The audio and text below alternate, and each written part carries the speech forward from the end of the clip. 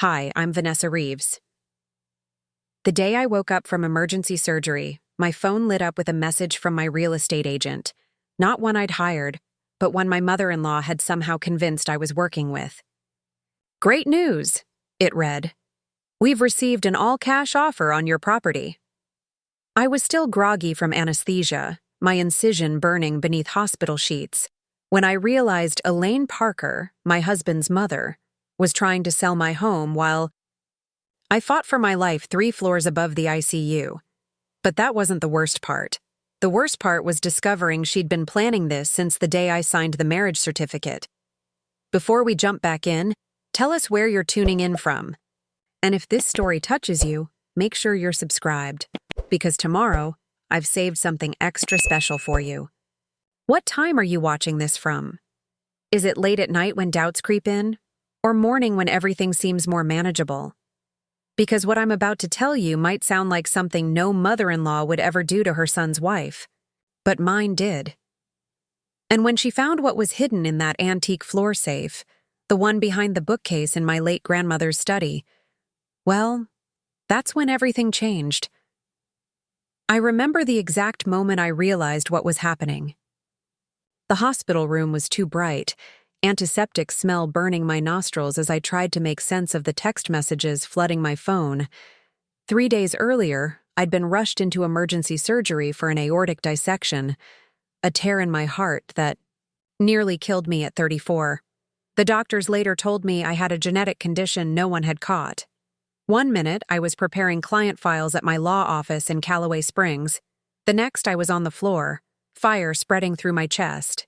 My husband, Nathan, had been away in Portland on business when it happened. By the time my assistant found me, by the time the ambulance arrived, by the time they wheeled me into surgery, I was barely conscious. I didn't even get to speak to Nathan before they put me under. The surgical team fought for 8 hours to repair my heart while my life hung by a thread. When I finally emerged from the haze of anesthesia and pain medication, Nathan wasn't there. Instead, my phone buzzed with unfamiliar numbers. A real estate agent, a property assessor, a potential buyer with just a few questions about the historical elements of the home. The messages referenced conversations I'd never had, agreements I'd never made. "Mrs. Reeves, just confirming our appointment tomorrow to sign the preliminary paperwork. Your mother-in-law mentioned you're eager to close quickly given your medical situation." My hands trembled as I scrolled through the messages.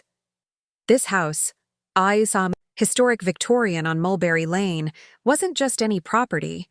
It had been my grandmother Eleanor's pride and joy, passed down to me when she died 2 years before I met Nathan.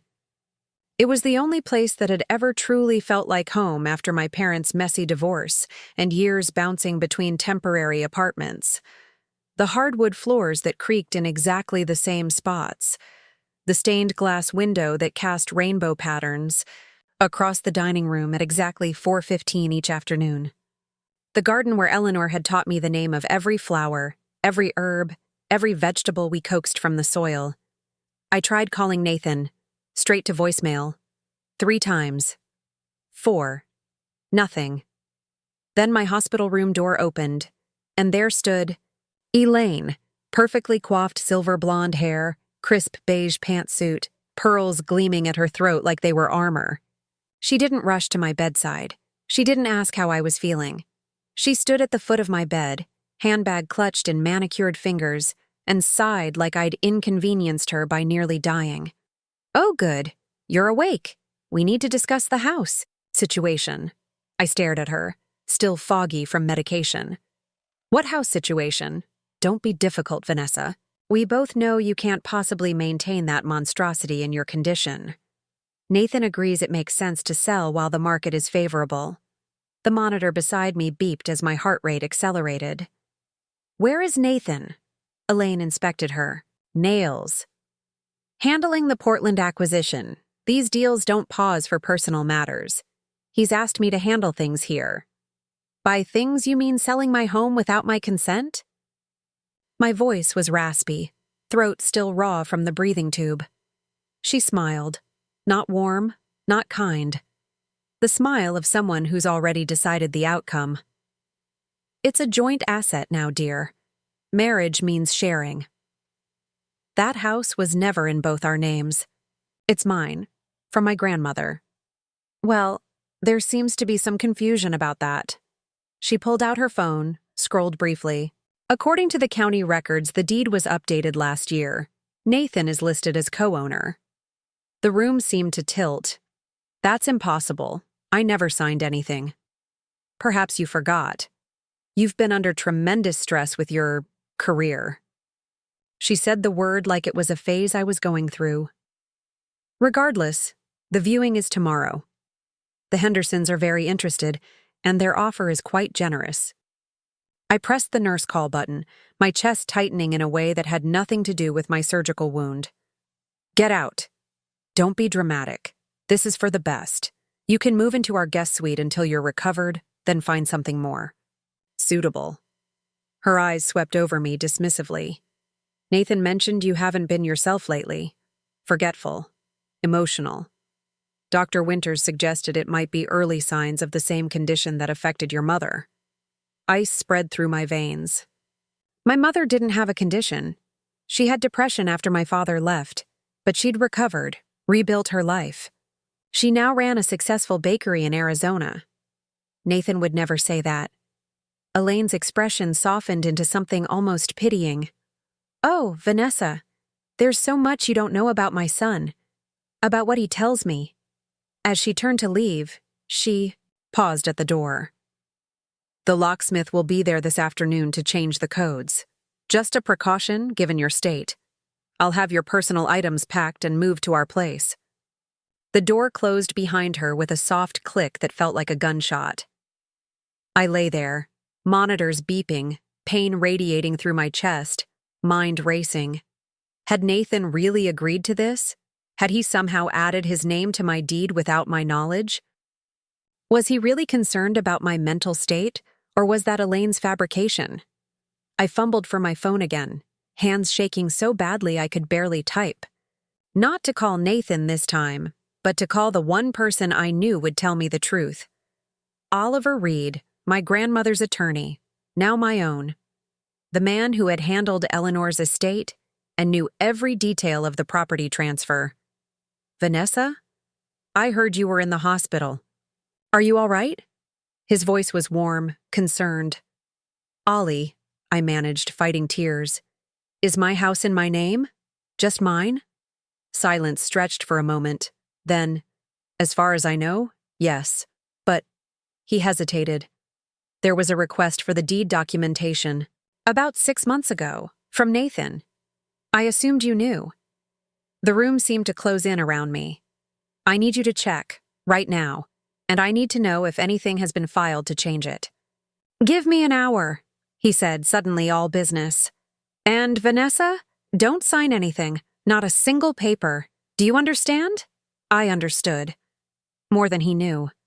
I understood that while doctors had been repairing the tear in my heart, another kind of tear was revealing itself, one that had been there all along, hidden behind smiles and anniversaries and family dinners, one that wouldn't be so easily fixed with surgery. What I didn't understand yet was why. Why my house? Why now? What I couldn't possibly know then was that the answer lay behind a bookcase in my grandmother's study, in an antique floor safe I'd never managed to open. A safe that Elaine Parker was desperately trying to access before I came home. The nurse entered, concerned about my elevated heart rate. As she adjusted my medication, I made a decision. I might be confined to this hospital bed for now, but I'd be damned if I'd let them take the only real home I'd ever known. Not Elaine, not even Nathan. Little did I know, the battle for my house was just the beginning. The truth hiding in that floor safe would change everything I thought I knew about my marriage, my mother-in-law, and my own family's past. Preparing and narrating this story took us a lot of time, so if you are enjoying it, subscribe to our channel. It means a lot to us. Now back to the story. 5 years earlier, I'd been standing in the great room of my grandmother's Victorian, surrounded by moving boxes and grief in equal measure. Eleanor had passed just 3 weeks before, leaving behind the house on Mulberry Lane and 1,000 memories I wasn't ready to face. The stained glass caught the late afternoon light, casting jewel-toned shadows across the hardwood floors where she'd taught me to waltz when I was 9. Every woman should know how to lead and follow, she'd told me, her voice crisp but kind, the way it always was. I was 30 then, already established at Callaway Springs' most prestigious law firm, Harrison, Wyatt and Chen. My specialty was historical property law, a niche that had always fascinated me. Maybe because Eleanor had raised me on stories of the old families that built our town, of property disputes that went back generations, of land that held more secrets than the people who owned it. Or maybe because property was something tangible, something that couldn't be taken as easily as the emotional security my parents had stripped away with their divorce when I was 12. I remember running my fingers along the spines of Eleanor's books that day, legal texts from her own career as one of the first female attorneys in the county, historical novels, journals filled with her precise handwriting. The bookcase in her study was an imposing piece, solid oak that reached to the ceiling, built into the wall beside the marble fireplace. She left you everything, you know. Oliver Reed stood in the doorway, bow tie slightly askew as always, the wrinkles around, his eyes deeper than I remembered. He'd been Eleanor's attorney for 40 years and friend for longer. Not just the house and accounts, all her research, her family records, everything. I nodded, throat tight. I don't know what to do with it all, Ollie. I'm not her. I don't have her presence. He smiled sadly. You have more of Eleanor in you than you realize, Vanessa. She knew exactly what she was doing. That night, alone in the house for the first time since the funeral, I'd discovered the letter. It was tucked inside Eleanor's copy of Jane Eyre, my favorite book, one she'd given me for my 16th birthday. The envelope was cream-colored, heavy stationery with my name written in her elegant script. My dearest Vanessa, it began. If you're reading this, I've moved on to whatever comes next. Don't waste time grieving too deeply. I've had a full life and regret very little. What I do regret, I've tried to set right in my will. She went on to explain that the house wasn't just a house. It had belonged to the Reeves family, my mother's family, for 4 generations. When my mother married my father and took his name, Winters, she'd broken with family tradition. After their divorce, my mother had needed money, and Eleanor had purchased the house from her to keep it in the family. There's a safe, Eleanor wrote, behind the bookcase in my study. The 3rd shelf. From the bottom swings outward if you press on the copy of Blackstone's commentaries. Inside is everything you need to understand our family's legacy. I've never told you the combination. Some things must be discovered when the time is right. But know this. What's inside protects more than just our family. When you understand what's there, you'll know why this house must always remain with a Reeves woman. I'd searched for hours, finally finding the hidden catch on the bookshelf. It swung open with a groan of ancient hinges, revealing a floor safe embedded in concrete. Old circular dial, no manufacturer's name visible. I tried every combination I could think of. Eleanor's birthday, my birthday, the house's construction date, even significant historical dates in Callaway Springs history. Nothing worked. Eventually, I'd pushed the bookcase closed again, too overwhelmed by grief and responsibility to solve another puzzle. I promised myself I'd come back to it someday. Then life moved forward, as it always does. 6 months after inheriting the house, I met Nathan Parker at a charity gala for the Callaway Springs Historical Society. He was new to town, taking over as CFO of Meridian Pharmaceuticals, the largest employer in the county. Tall, with warm brown eyes and the kind of confidence that made every head turn when he entered a room. He asked intelligent questions about The town's history seemed genuinely interested in preservation efforts. When he asked for my number, I surprised myself by giving it. Our courtship was a whirlwind. Dinners at restaurants I could never afford, weekend trips to the coast, flowers delivered to my office for no reason at all. After years of focusing solely on my career, putting romance firmly on the back burner, Nathan felt like a prize I hadn't known I was seeking. I invited him to the house on Mulberry Lane 3 months after we met. He stood in the entryway, gazing up at the crystal chandelier, the mahogany staircase, the intricate crown molding. "This is extraordinary," he whispered, almost reverent. "A house with a soul." That night, as we sat in the garden, fireflies dancing among Eleanor's prized roses, he asked about the history of the place. I told him what I knew, that it had been built in 1883 by Henry Reeves, a judge who'd made his fortune in timber and banking. That it had passed from mother to daughter for generations, unusual for the time. That Eleanor had restored much of the original detail after a fire damaged the east wing in the 1960s. "And now it's yours," he said, squeezing my hand. "To preserve for the next generation." I remember feeling a rush of something like destiny. Here was a man who understood the value of history, of legacy, of keeping something precious intact. Didn't tell him about the safe. Not then. Some secrets weren't mine to share yet. Not until I understood them myself.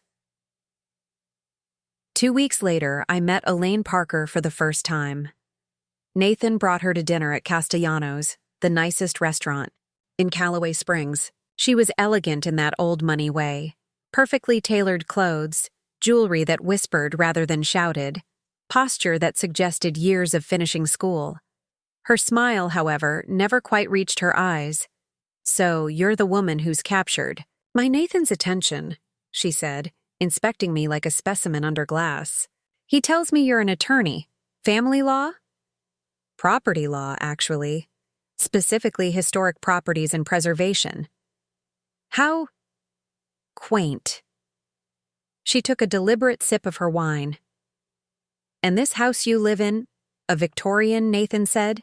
"It must be terribly drafty. So impractical for modern living." Nathan jumped in. "Mother, wait until you see it. It's a masterpiece. Original fixtures, hand-carved banisters. It's like stepping back in time." Something flickered across Elaine's face. Interest, certainly, but something else I couldn't identify at the time. "Is that so? I'd love a tour sometime." Looking back, that was the first warning sign. The subtle shift in her demeanor, the sudden interest in a house she'd dismissed seconds earlier as impractical. But I was too blinded by Nathan's obvious adoration, too eager to be accepted by his family. The second warning came at our engagement party, 6 months later. Nathan had proposed on Christmas Eve in the garden where we'd first discussed the house's history. Elaine hosted the celebration at her country club, a gathering of her friends, Nathan's colleagues, and a handful of my own friends who looked distinctly uncomfortable amid the wealth on display. As I stood at the bar, waiting for a drink, I overheard Elaine speaking to an older man I didn't recognize. "Yes, the Reeves property, on Mulberry Lane." Her voice was low, but clear enough. "Once the marriage is finalized, we can discuss the potential. The location alone is invaluable, but there are other considerations." I should have asked her what she meant. Should have confronted the unease that settled in my stomach. Instead, I told myself she was just being a proud mother, bragging about her son's fiancé's historic home. I pushed away the doubt, focused on the diamond on my finger, on the future it promised. Nathan and I married the following spring in Eleanor's garden. Elaine orchestrated much of the wedding, steamrolling my simpler preferences with talk of appearances and standards. Nathan encouraged me to let her have her way. "It makes her happy," he'd said, kissing my forehead. "And it's just one day. We have our whole lives ahead of us. one day that somehow felt like a foreshadowing of the years to come. One compromise that led to countless others. Slowly, subtly, the life I'd built began to shift beneath my feet, like sand being washed away by an invisible tide. The first 2 years of our marriage unfolded like a beautiful dream. Nathan and I settled into a rhythm in the house on Mulberry.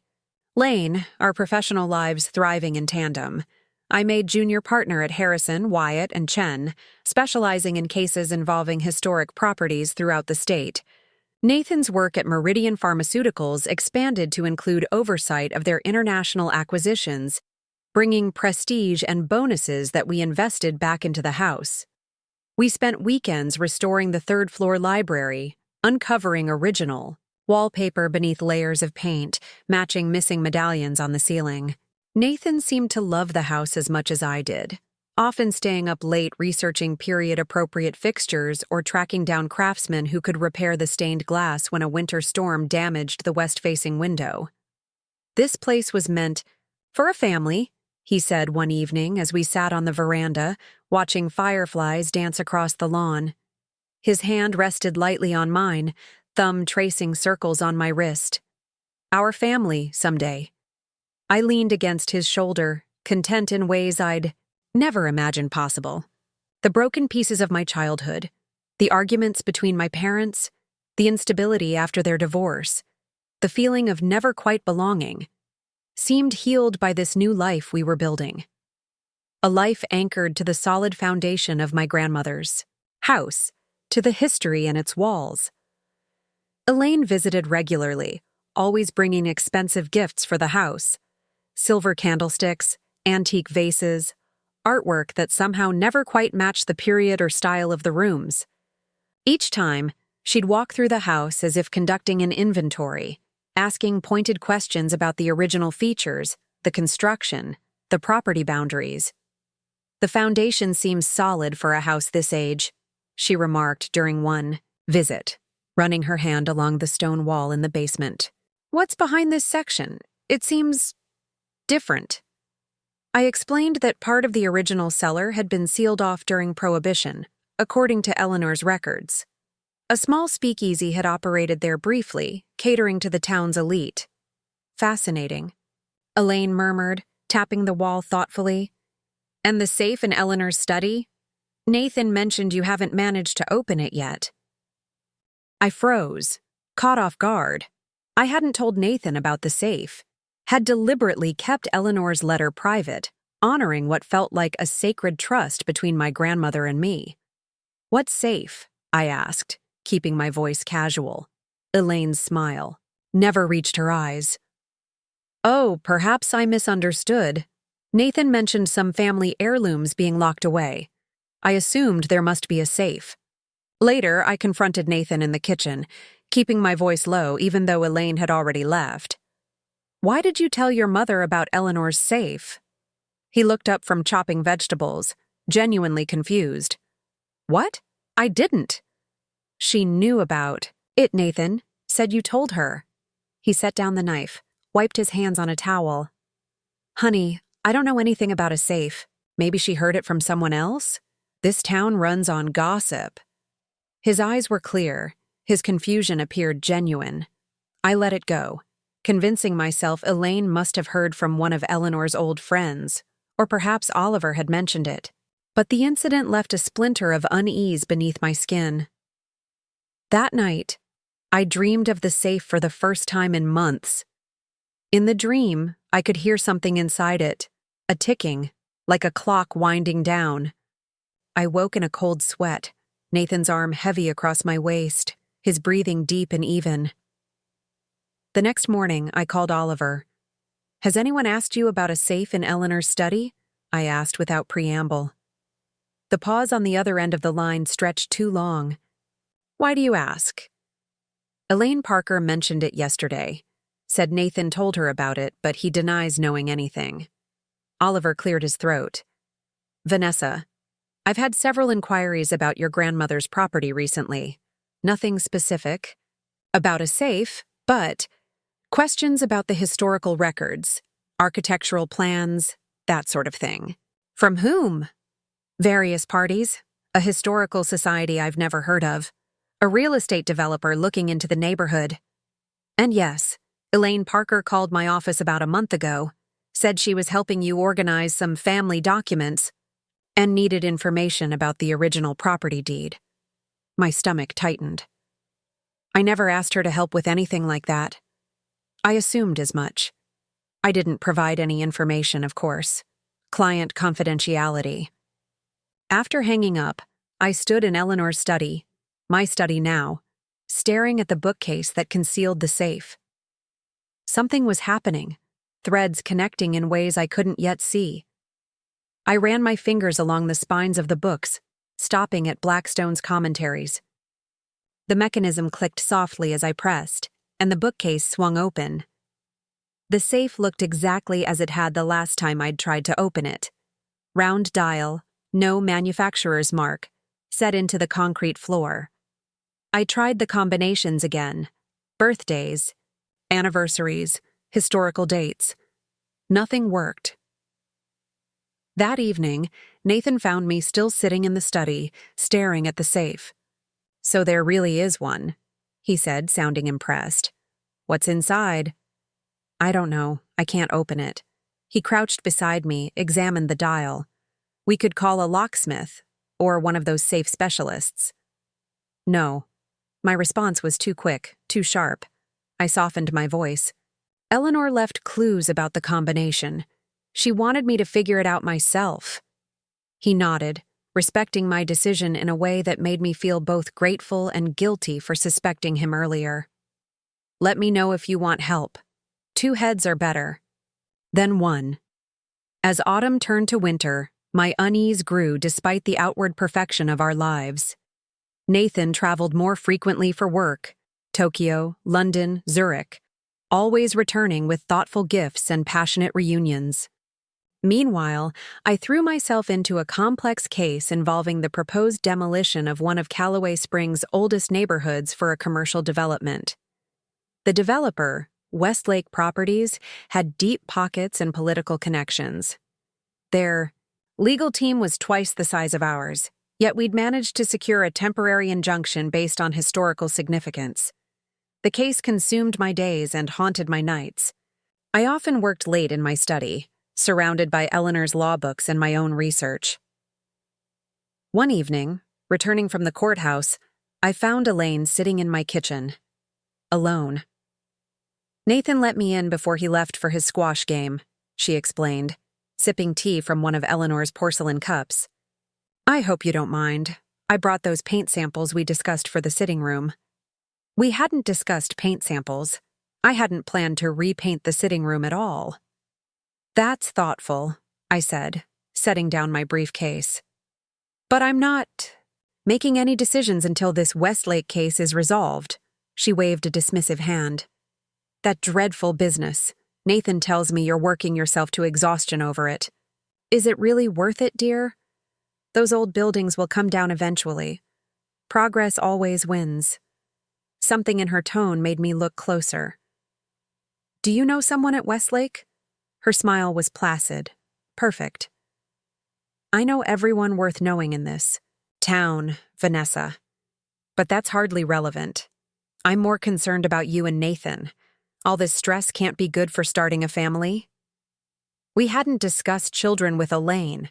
It was a private conversation between Nathan and me, our agreement, to wait until my partnership was secure, until we'd finished the major renovations on the house. "We're not trying yet," I said carefully. "Oh?" Her eyebrows arched in perfect surprise. Nathan seemed to think otherwise. He was quite excited about the possibility when we had lunch last week. The splinter of unease drove deeper. Nathan and I had last discussed children 3 months ago, reaffirming our decision to wait. Had he changed his mind? Had he discussed our private life with his mother instead of with me? Elaine stood, gathering her purse. "I should go. Think about those. Paint colors, dear. This room could use brightening up." After she left, I walked slowly through the house, seeing it suddenly through her eyes. The worn spots on the banister, the slight unevenness of the kitchen floor, the constant maintenance an old house requires. For the first time, I wondered if I was being selfish, keeping Nathan in this ancient, demanding space when he might prefer something modern, efficient. That night, when he returned from his game, I asked him directly about the children conversation. "Mom misunderstood," he said, kissing my forehead. "I told her we were focusing on our careers right now. You know how she is. Here's what she wants to hear." Relief washed through me. "And you're happy here, right? In this house? Because if you'd prefer something newer, stop." He took my face in his hands. "I love this house. I love the history, the character. Most of all, I love seeing you in the place that connects you to Eleanor. I wouldn't change a thing." His sincerity seemed absolute. I pushed away the doubts, the strange behavior from Elaine, the coincidences that didn't feel like coincidences at all. Here was solid ground. My husband's love, our shared appreciation for the house, the life we were building. 2 weeks later, I won the Westlake case. The historic district would be preserved, renovated rather than demolished. My firm, celebrated with champagne and promises of the partnership I'd been working toward. Nathan surprised me with a weekend trip to a luxury resort in the mountains where we hiked, soaked in hot springs, and made love under a canopy of stars. On our last morning there, over breakfast on our private balcony, he presented me with a velvet box. Inside was a platinum pendant, an antique key, delicately wrought, studded with tiny diamonds. "It reminded me of the house," he said, fastening it around my neck. "A symbolic key to go with the real ones you carry." I touched it, deeply moved by the thoughtfulness of the gift. "It's beautiful. Beautiful. Like all the doors you're opening in your life." He kissed me softly. "I'm so proud of you, Vanessa. Everything you've accomplished, everything you stand for." The moment felt perfect. Validation of my choices, affirmation of our partnership, proof that the splinters of doubt were just paranoia born of overwork and old insecurities. As we drove home that evening, the setting sun gilded the trees. Along the winding mountain road, Nathan reached across the console to take my hand. "I have to go to Portland next week," he said. "Merger negotiations should be quick. 3 days, maybe 4.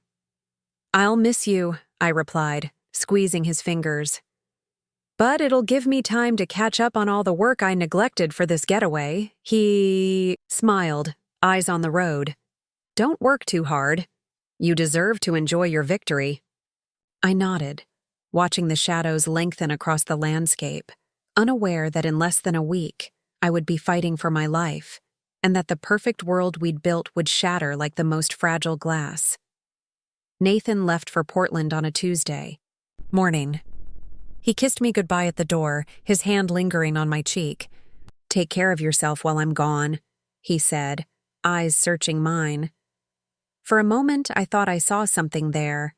Hesitation? Regret? But then he smiled, and it was gone. "Love you."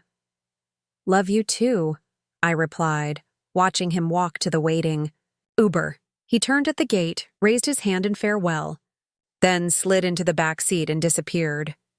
That was the last normal moment of my old life. The next morning began like any other. I arrived at the office early, coffee in hand, ready to tackle the mountain of paperwork that had accumulated during my absence. The victory in the Westlake case had brought a flood of new clients, all seeking help with historic preservation issues. By noon, I had scheduled meetings for the next 3 weeks and drafted preliminary responses to 2 urgent matters. It was while reaching for a reference book on my shelf that the first pain hit, a stabbing sensation just beneath my breastbone, so sharp it took my breath away. I gripped the edge of my desk, waiting for it to pass. It did, leaving behind a dull ache that I attributed to stress, too much coffee, too little sleep. An hour later it returned, worse this time. Sweat beaded on my forehead as the room tilted sideways. I remember my assistant, Mara, appearing in the doorway, her face shifting from professional inquiry to alarm. "Vanessa? Are you all right?" "You're gray."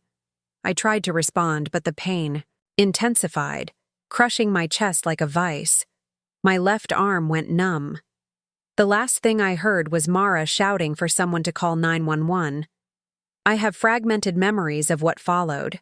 The wail of the ambulance siren. Oxygen mask over my face, a doctor saying words that couldn't possibly be meant for me. Aortic dissection, immediate surgery, prepare the OR. Someone asking for my emergency contact. Trying to say Nathan's name, unable to form the words, then nothing. Blackness. The space between heartbeats stretched into hours.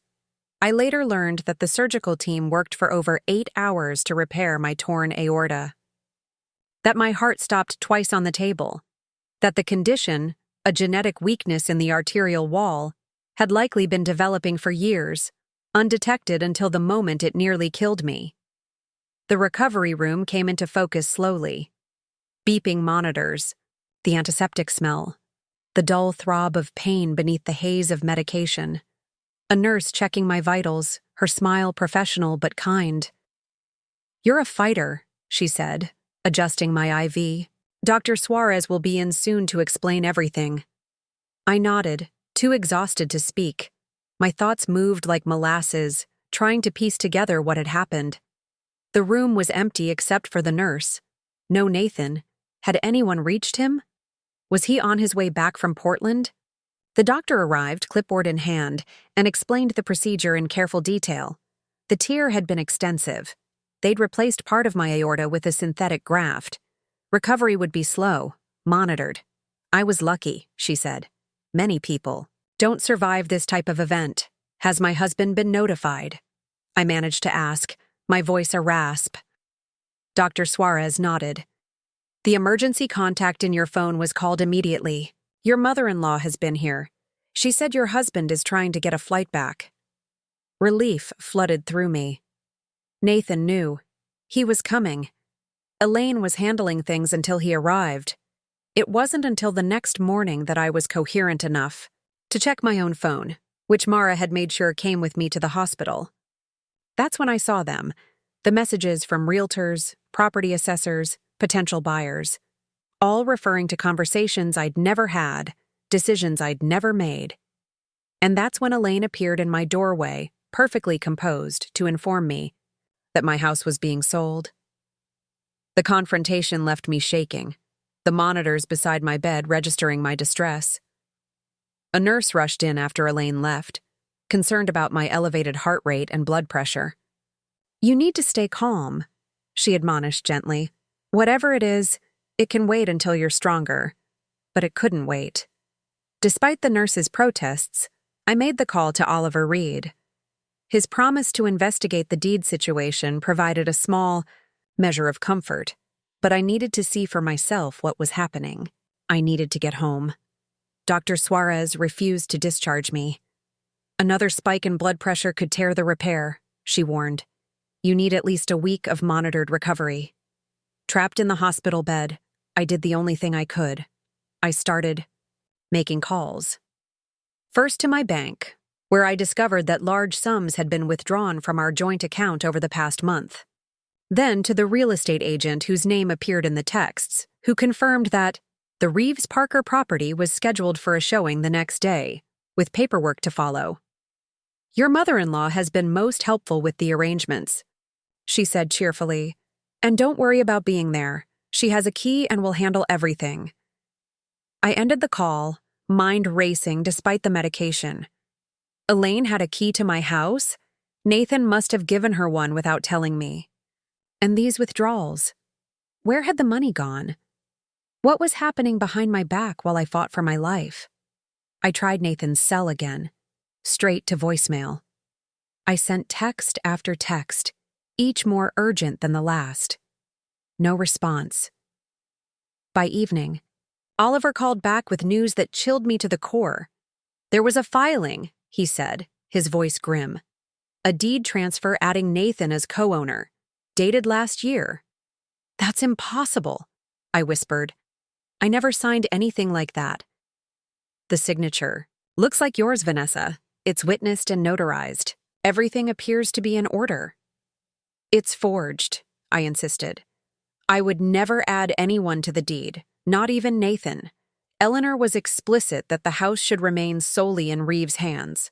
Oliver was silent for a moment. I'll need to examine the original document. This is troubling. Can you stop the sale? Legally? I can file an injunction based on suspected fraud, but it will take time. If Nathan is legally co-owner, he has the right to sell with or without your consent in most circumstances. Desperation clawed at me. Oliver, there's something else. Something in the house they might be after. The safe in Eleanor's study. I think Elaine is trying to access it. The safe? He sounded alarmed. Vanessa, did you ever open it? No.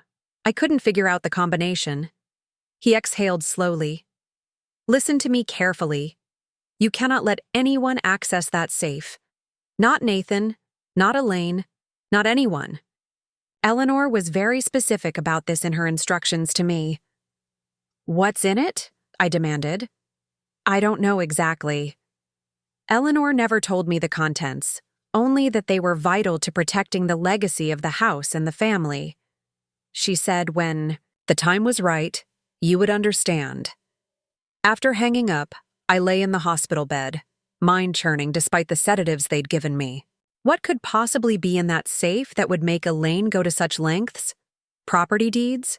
Family secrets? Jewelry or other valuables?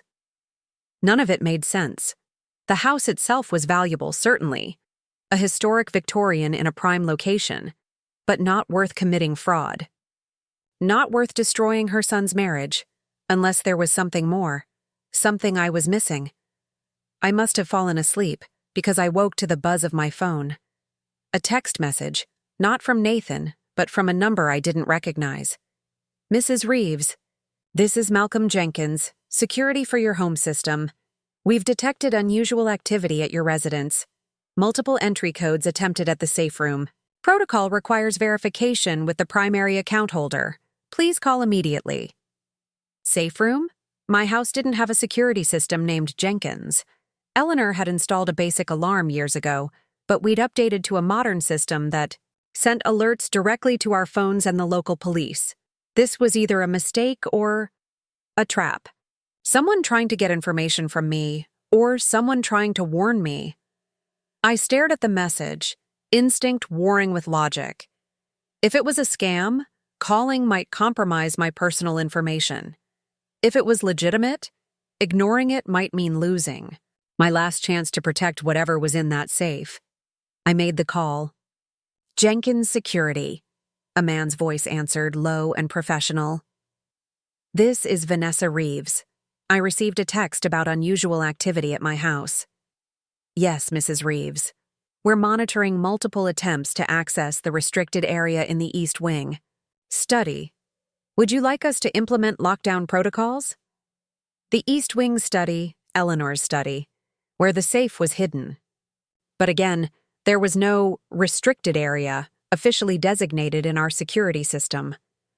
Who authorized your security services for my home? I asked carefully. A pause. Eleanor Reeves, ma'am. In perpetuity, with transfer of monitoring authority, to you upon her death. It's a closed system, separate from your regular home security. Eleanor had set up a secret security system for the safe? Without telling me? Yes, I said, decision made. Implement lockdown protocols. Understood. The room will be secured. Be advised that this will trigger the secondary system as well. Once activated, only your biometric signature or the correct numerical sequence will grant access. Biometric signature? What on earth had my grandmother arranged? One more thing, Mrs. Reeves. Ms. Eleanor left instructions to provide you with. This message, if lockdown was ever activated, the key is in the beginning, where we started, what is given, not taken. Another riddle. Another clue to the safe's combination that made no sense to me. Thank you, I managed, mind reeling. Will maintain monitoring. Good evening, Mrs. Reeves. The call ended, leaving me with more questions than answers. I had no way of knowing if the mysterious security service was real or an elaborate hoax. No way to verify if anyone was actually trying to break into the safe or if I'd just been manipulated into revealing that I knew about it. But one thing was becoming devastatingly clear. The life I thought I had, the marriage I believed in, the trust I'd placed in Nathan, all of it might have been built on lies. I looked down at the diamond key pendant still hanging around my neck, the gift Nathan had given me just days ago. A symbolic key, he'd said, to go with the real ones I carried. Had it been another manipulation? A way to assuage his guilt? Or something more? A clue he was trying to give me, a warning hidden in plain sight. My fingers closed around the pendant as a new thought struck me.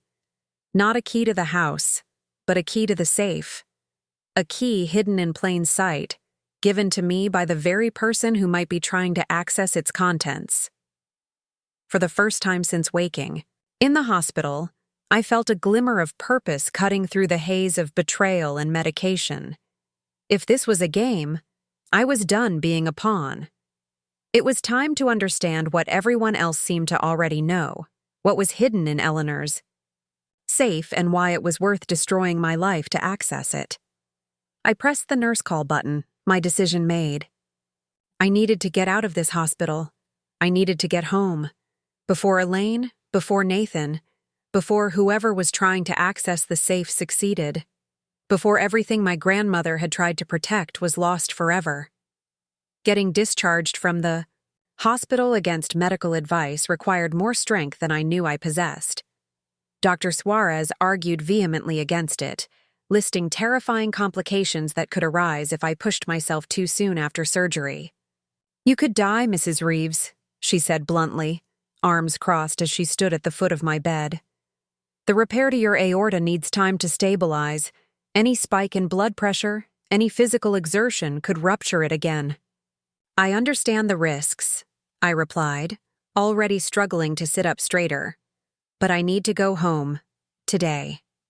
She shook her head, frustrated.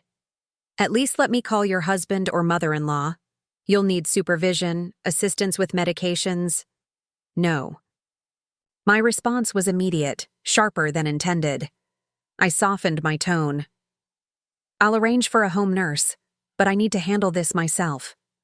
Dr. Suarez studied me for a long moment, perhaps sensing the desperation beneath my carefully controlled expression. Finally, she sighed.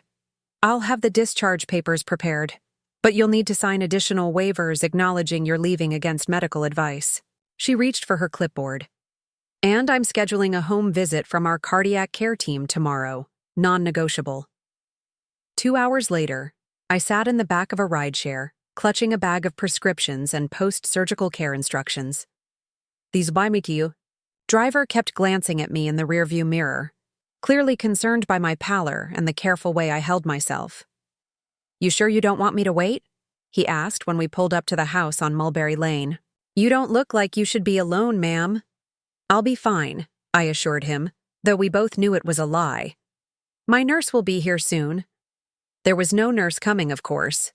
I couldn't risk involving anyone else until I understood what was happening. Until I accessed the safe. The house looked exactly as I'd left it 3 days earlier. Immaculate porch, polished brass knocker, Eleanor's roses still blooming despite the advancing autumn. Yet it felt different somehow, as though the very air around it had shifted. Or perhaps it was me who had changed, seeing my sanctuary now through a lens of suspicion. I entered carefully, using my key rather than the electronic keypad, listening for any sound that might indicate I wasn't alone. The house was silent. No signs of Elaine, no evidence of the realtors who had supposedly been preparing for a showing. I moved slowly through the foyer into the living room, pain medication making the edges of my vision blur slightly. Eleanor's study was untouched at first glance. Books in their places, desk neat, vintage Tiffany lamp exactly where it had always bin. But as I approached the bookcase concealing the safe, I noticed subtle differences. The carpet in front of it was slightly askew. The copy of Blackstone's commentaries sat a quarter-inch farther out than the other volumes. Someone had been here, trying to access the mechanism. I pressed the book carefully. The hidden latch clicked, and the bookcase swung open. The floor safe appeared undisturbed, its circular dial gleaming in the afternoon light. If Jenkins Security, whoever they really were, had implemented lockdown protocols, there was no visible evidence of it. I knelt awkwardly, my surgical wound protesting sharply, and examined the dial. No scratch marks, no signs of tampering. Either no one had tried to break into it, or they were professionals who wouldn't leave traces. My phone rang, startling me. Mara from the office. Vanessa? Are you actually home? The hospital called, looking for you. I'm fine, I interrupted. Just needed to handle something urgent. You had emergency heart surgery 3 days ago. Nothing is that urgent. Her voice softened with genuine concern. The partners sent flowers to your room. Everyone's worried sick. Let me come over at least bring you some dinner. Not today. I just need rest. I hesitated, then added, Have you heard from Nathan? He's not answering his phone. No, but... She paused. Actually, that's odd. Elaine called the office yesterday asking for his Portland hotel information. Said she couldn't reach him either. That was interesting. If Elaine couldn't reach Nathan, was she acting alone in this scheme to sell the house? Or was it all an elaborate performance? After promising Mara I would call if I needed anything, I hung up and turned my attention back to the safe. The key is in the beginning, where we started. What is given, not taken. Eleanor's clue, delivered through the mysterious Jenkins Security. The beginning, where we started. My mind drifted to my childhood, to the earliest memories I had with Eleanor in this house. She'd taken me in after my parents' divorce, when my mother's depression had made caring for a 12-year-old impossible. I remembered arriving with one suitcase, standing in this very study as Eleanor explained the rules of my new home. This house has shoulders broad enough for your grief, she'd said, her voice firm but kind. You may cry here, rage here, question, everything. But you may never, ever give up. Reeves women endure. Given, not taken.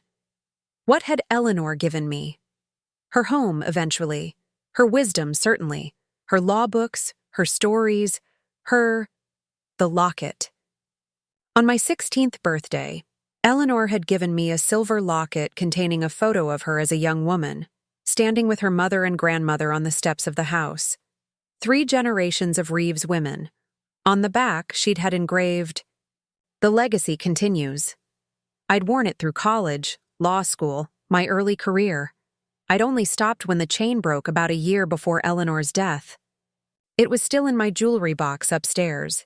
Moving as quickly as my battered body would allow, I made my way to the bedroom. The antique jewelry box, another gift from Eleanor, sat on my dresser. I opened it with trembling fingers, searching among the tangled necklaces and bracelets until I found it, the silver locket, tarnished now from disuse. I pried it open, looking at the photograph inside. Eleanor, her mother, her grandmother. 3 women with the same determined set to their jaws, the same clear, assessing gaze. I turned it over, running my finger across the engraving. The legacy continues. Legacy. A word Eleanor had used in her letter as well. When you understand what's inside, you'll know why this house must always remain with a Reeves woman. I looked more closely at the photograph. The women stood on the porch steps, the house rising behind them. But there was something else visible. In the background, a calendar hanging on the wall inside the open front door. A calendar showing a date. Heart racing, I found a magnifying glass in Nathan's bedside drawer and examined the tiny image. June 18th, 1937. the year Eleanor's mother had inherited the house after her own mother's passing. Clutching the locket, I made my way back downstairs to the study, to the safe. With shaking hands, I turned the dial. Right to 6, left to 18, right to 37. The mechanism clicked. I held my breath, turning the handle. The safe door swung open. Inside lay a leather portfolio, yellowed with age, and a smaller box covered in faded velvet. I removed them both, setting them on Eleanor's desk. My heart pounded painfully against my stitches as I opened the portfolio first. Inside were documents. Property deeds, yes, but much more. Maps of Callaway Springs from the 1880s, showing the original plots of land, photographs of construction, letters between Henry Reeves and various officials, and most surprisingly, architectural drawings of the house itself, not just the visible structure, but something beneath it. Tunnels, hidden rooms, a subterranean complex extending well beyond the foundation of the house. I spread the papers across the desk, trying to make sense of what I was seeing. According to these documents, the house on Mulberry Lane wasn't just a historic Victorian. It had been built with a purpose, to conceal something underneath. The last page in the portfolio made my breath catch. A letter, dated 1882, from Henry Reeves to his daughter Margaret. My dearest daughter, when the time comes for me to join your mother in eternal rest, the duty of protecting what lies beneath will fall to you. I have built this house as both sanctuary and guardian, its foundations rooted in a trust greater than any fortune. What we safeguard belongs to no single person but to all who came before and all who will follow. Remember always, the key must pass only to those of our blood who understand that some treasures are not measured in gold, but in truth. With eternal love and trust, Father. My hands trembled as I set down the letter. I turned to the velvet box, lifting the lid carefully.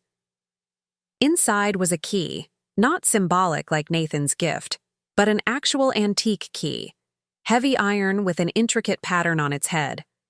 Beneath it lay a small handwritten note in Eleanor's distinctive script. Vanessa, if you are reading this, you have solved the puzzle as I knew you would. The tunnels beneath our home once sheltered those fleeing bondage, seeking freedom on the Underground Railroad. Later, they protected evidence of corruption that would have destroyed the town we love. Now they guard historical truths that powerful men would prefer remained buried. The deed must always remain with a Reeves woman because we alone have proven willing to protect what matters above profit. Trust no one with this knowledge until you are certain their loyalty is to truth, not power.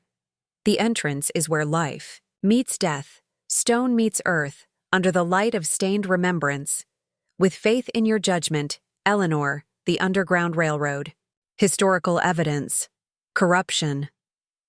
My mind raced to connect these fragments with the present, with Elaine's determination to access the safe, to gain control of the house, to force a sale.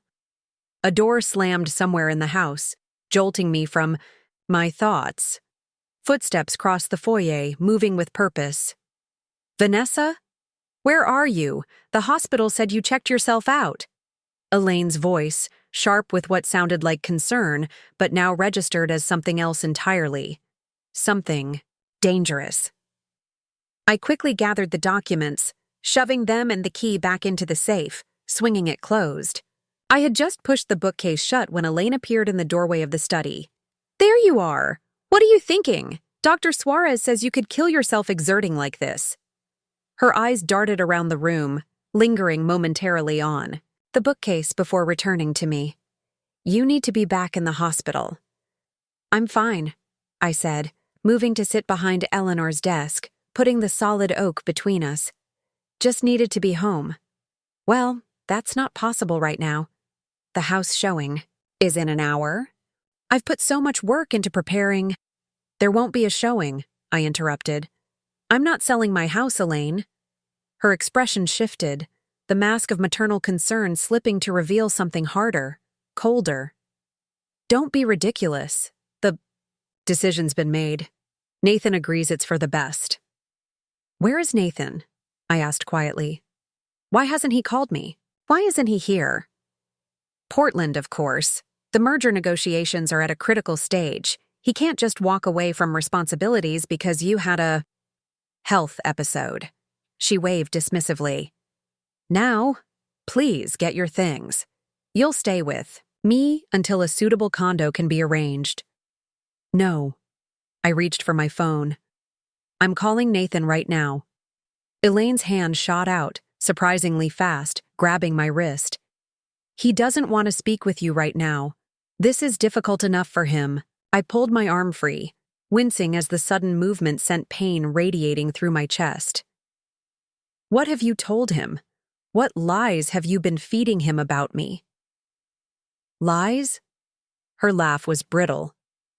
Oh, Vanessa. I've only ever told Nathan the truth. About you. About your family. About this house. What truth? She smiled thinly. That you're unstable. That the Reeves women have a history of mental fragility. That you've been hiding things from him. Important things that affect his future, his legacy. She glanced pointedly at the bookcase. Things hidden in safes, perhaps? My blood ran cold. You don't know what you're talking about. Don't I? You think I haven't researched your family? The Reeves women and their secrets? She stepped closer, voice dropping. Henry Reeves wasn't just a judge. He was a man who made enemies of the most powerful families in this state. Families whose descendants still control everything that matters. Families like mine.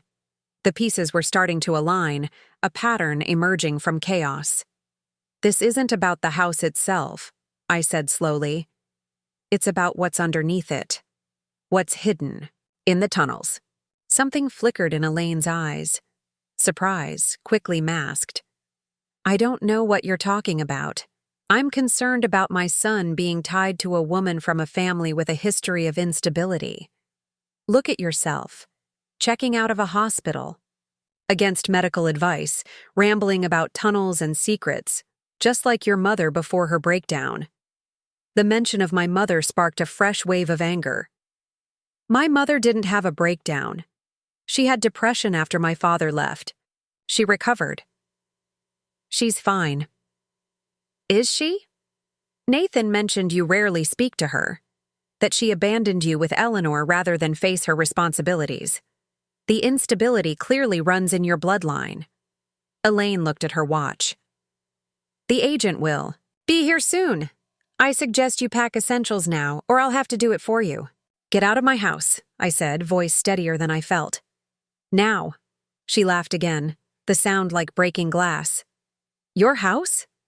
Check the deed, Vanessa. It's half Nathan's now.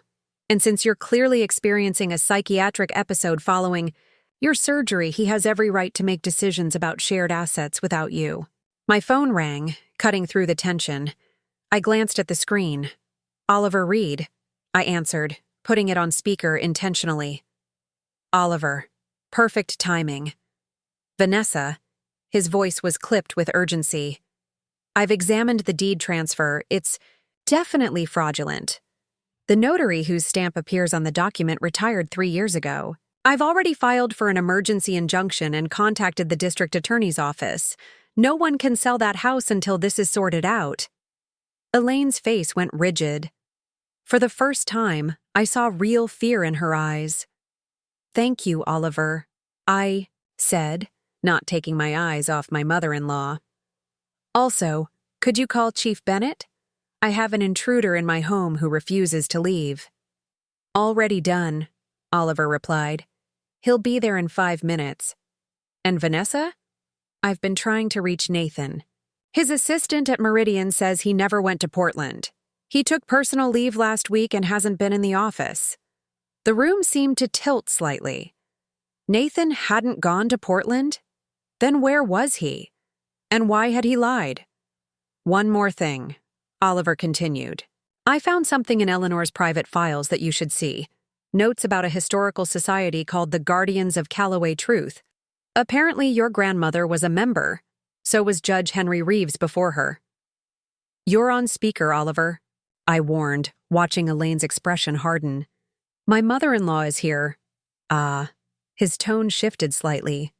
Well, perhaps we should continue this conversation in person. I'll bring the documents when I come check on you tomorrow.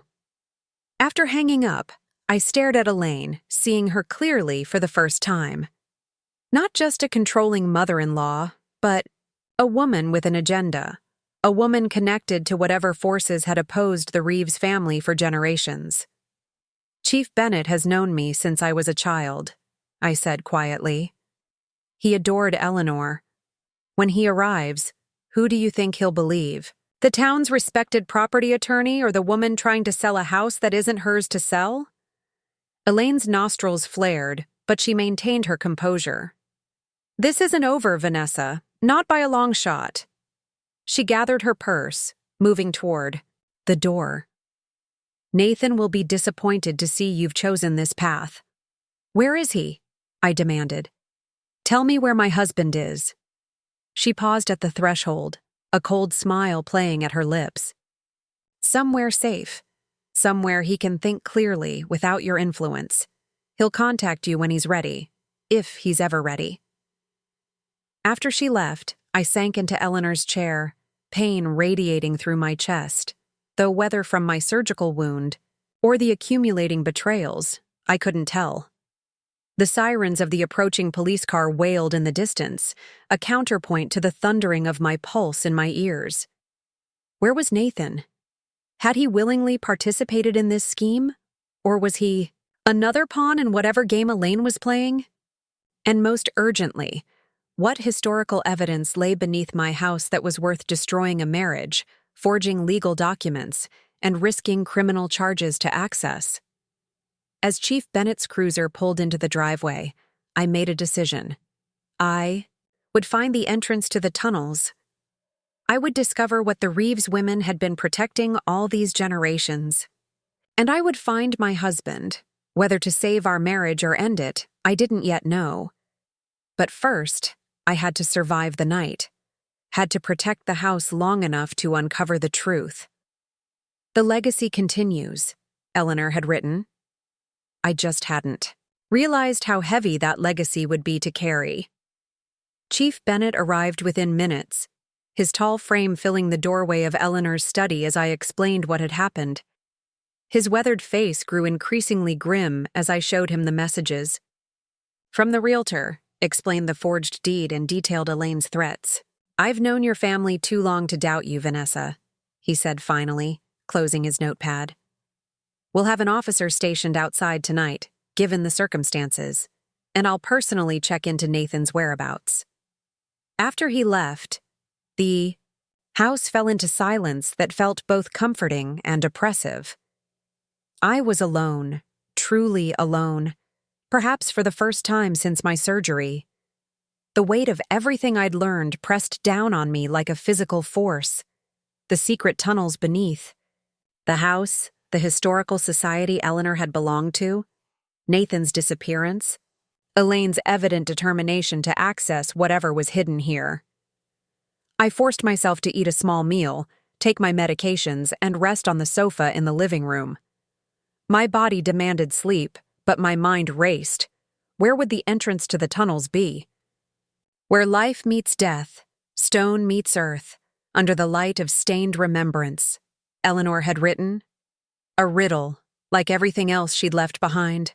Where life meets death could be anywhere, the garden where things grew and withered. Stone meets earth, the foundation, and stained remembrance, the stained glass windows. As darkness fell, I drifted in and out of uneasy sleep, dreams tangling with memories and fears. Sometime past midnight, my phone rang, startling me awake. Unknown number. Hello? I answered cautiously. Vanessa. Nathan's voice, strained and hushed. Are you alone? I sat up too quickly, gasping at the pain in my chest. Nathan? Where are you? What's happening? Listen carefully. His words tumbled out in a rushed whisper. I don't have much time. You need to find what's in the tunnels before they do. It's not just old historical documents, it's evidence, current evidence, about Meridian, about the water contamination, about the payoffs to county officials. What? My mind struggled to keep up. Nathan, I don't understand. Where are you? Mother has connections. People who can make problems disappear. When I found out what Meridian was doing, I collected evidence, planned to turn whistleblower. Then I discovered the connection to the Historical Society, to Eleanor, to the tunnels under your house. How did you know about the tunnels? I demanded. I just found out today. A bitter laugh. Mother has known about them for years. The Parker family has been searching for access since the 1940s. That's why she was so thrilled when I started dating you. Why she pushed so hard for our marriage. The betrayal cut deeper than I thought possible. Our entire relationship was a setup? A way to get access to my house? No! His voice cracked with emotion. I fell in love with you, Vanessa. That was real.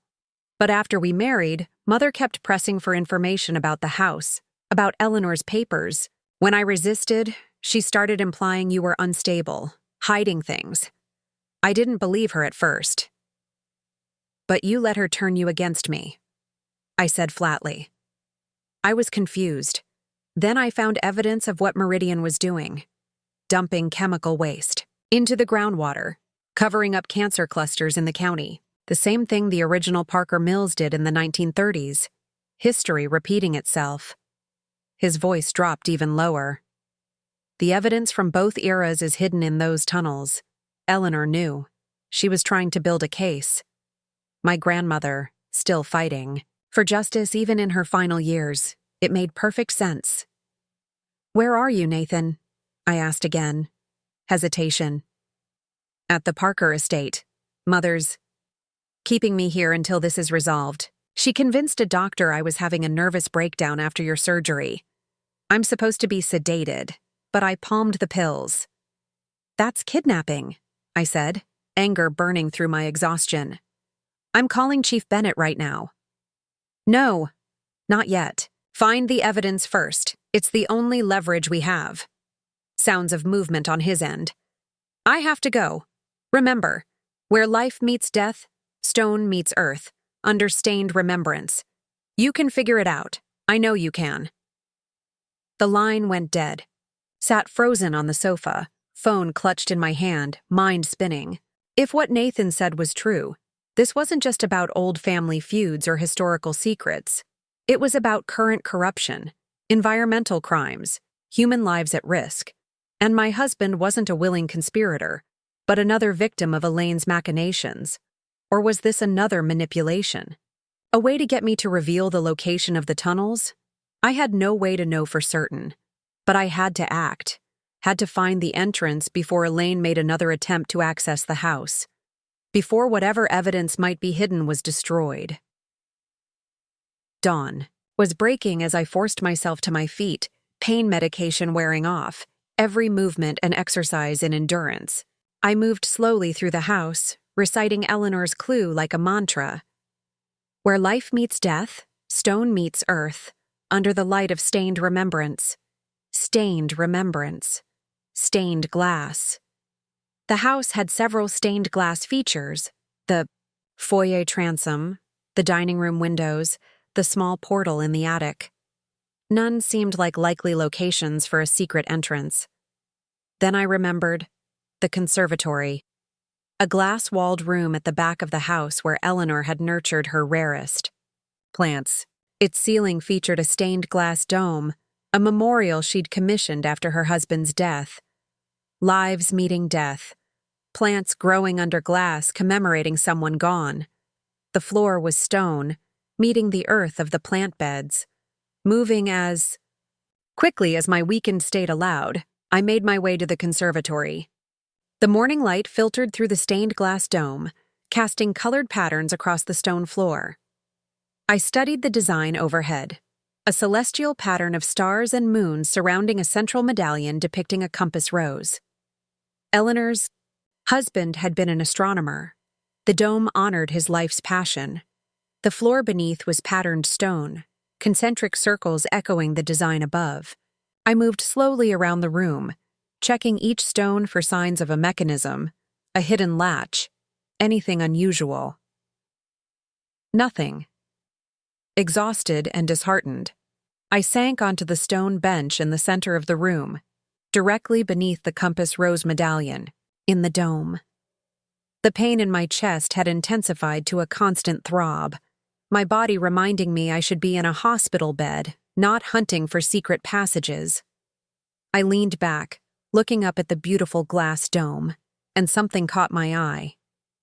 The cardinal directions on the compass rose weren't aligned with the actual orientation of the house. North pointed toward the east wall of the conservatory. It was subtle. No one would notice unless they were specifically checking the alignment. Acting. On instinct, I moved to the east wall, where stone met earth in one of Eleanor's carefully maintained plant beds. The bed contained night-blooming flowers, moonflowers, and evening primrose, plants that lived in the boundary between day and night. Life meeting death, stone meeting earth, under stained remembrance. I examined the section of stone wall behind, the plant bed, running my fingers along the edge where it met the soil.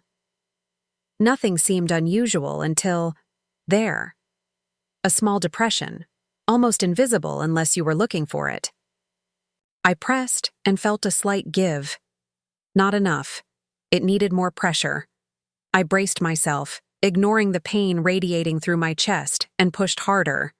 With a grinding sound, a section of the stone wall recessed and slid sideways, revealing a narrow passageway and a set of descending stairs.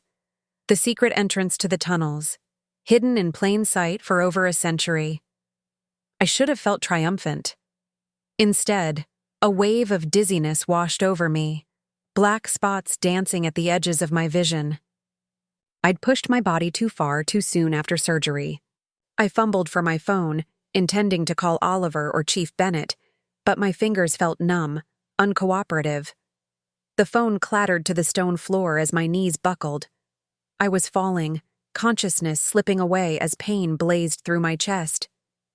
My last thought before darkness claimed me was of Eleanor, her strength, her determination, her faith that I would continue the legacy she'd entrusted to me. I had found the entrance, but I was too weak to explore what lay beyond. When I woke, I was no longer on the cold stone of the conservatory. I lay on a narrow cot in a small, unfamiliar room, walls of rough stone arching overhead.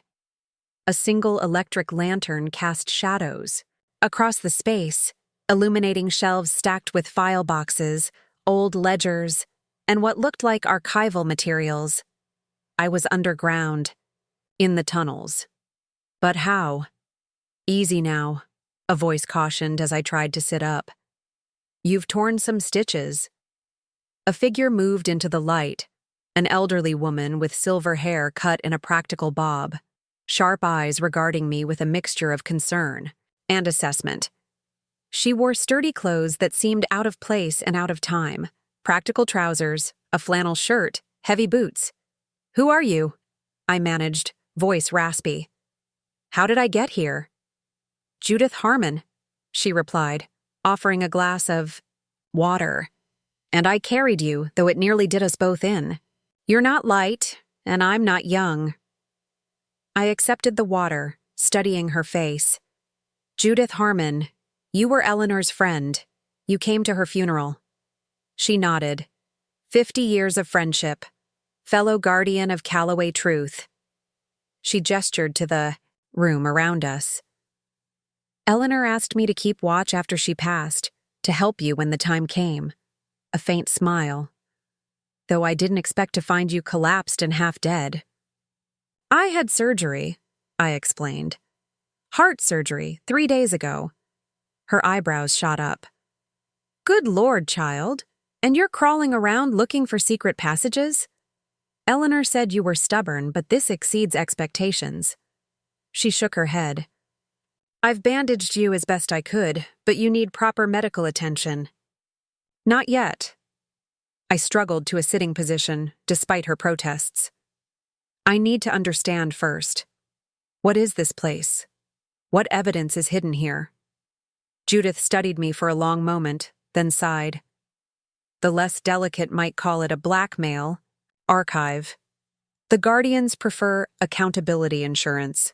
For 6 generations, we've collected evidence of corruption, environmental crimes, and social injustices perpetrated by Callaway's most powerful families. Evidence we use strategically to protect the town and its most vulnerable citizens. Like the Parkers, I said quietly. Especially the Parkers. They've been the worst offenders since the beginning. Mill owners who worked children to death in the 1890s, chemical manufacturers who dumped toxins in the 1930s. And now, Meridian Pharmaceuticals, I finished. Contaminating the groundwater again. She nodded grimly. History repeating itself. The current generation always believes they can bury the sins of the past along with the evidence. Our job is to ensure they can't. And Eleanor was part of this? All along? One of our most dedicated members. She used her legal knowledge to protect the archive, to find ways to force accountability without exposing the Guardians. Judith's expression softened. She wanted to tell you everything, bring you into the fold. But then her health declined so rapidly. I absorbed this, trying to reconcile the grandmother I'd known with this new dimension. Secret society member, keeper of dangerous truths, fighter for justice from the shadows. The Reeves house, I said slowly. It's not just a historic home. It's protection for all this. I gestured to the archives surrounding us. Exactly. The entrance can only be accessed from inside, controlled by the property owner. As long as a Reeves woman owns the house, the archives remain secure. She leaned forward. Which is why Elaine Parker is so desperate to gain control of it. Not just to bury evidence of Meridian's current crimes, but to erase the historical record of her family's generations of exploitation. And Nathan, where does he fit in this? Judith's expression grew troubled. That, I don't know for certain. Eleanor suspected he might be a plant from the beginning, part of Elaine's long game to access the archives. But the evidence suggests he genuinely fell in love with you, genuinely turned against Meridian when he discovered what they were doing. He called me, I said. Claims Elaine is holding him at the Parker estate, that he was planning to become a whistleblower. Possible, she acknowledged. The Parkers have always been ruthless, even with their own. If Nathan threatened their interests? She let the implication hang in the air. I tried to process everything. The generational conflict, the secret. Society, my husband potentially imprisoned by his own mother. It seemed unreal, like something from a Gothic novel rather than my actual life. What do we do now? I asked finally. First, we get you proper medical care before you bleed out on a cot in a secret tunnel, Judith said firmly. Then we decide how to use the evidence we have. The materials about Meridian's current activities are here. She gestured to a modern metal filing cabinet in the corner. Nathan managed to smuggle them to Eleanor shortly before her death. Comprehensive documentation of the contamination, the cover-up, even the payoffs to county officials. I stared at the cabinet. Enough to destroy Meridian? To hold the Parkers accountable? Enough to send several people to prison, including Elaine. Judith handed me my phone, which she'd apparently retrieved from the conservatory floor. Call. Your lawyer friend, Oliver. And the police chief. It's time to end this. As I dialed, a strange calm settled over me. The pain in my chest remained, my body still dangerously weak, but my mind had found clarity. For generations, the women of my family had shouldered this burden, protected these truths, stood against power and corruption. Now it was my turn. Oliver, I said when he answered. I found it. I found everything. His relief was audible. Thank God. Are you all right? The officer outside said you haven't answered the door. I need an ambulance, I admitted. And Chief? Bennett, Tell him to bring officers he trusts completely. And Oliver? I paused, looking around at the archives, at the history my family had protected for so long. Tell him we're going to need a lot of evidence bags. As I ended the call, Judith nodded approvingly. Eleanor would be proud. You've carried the legacy forward. The legacy continues, I murmured, touching the locket still hanging around my neck. For the first time since waking in the hospital to discover my life unraveling, I felt something like hope. Whatever happened next, whether Nathan had truly been an unwitting pawn or a willing participant, whether my marriage could be salvaged or was beyond repair, I had found my footing, found my purpose.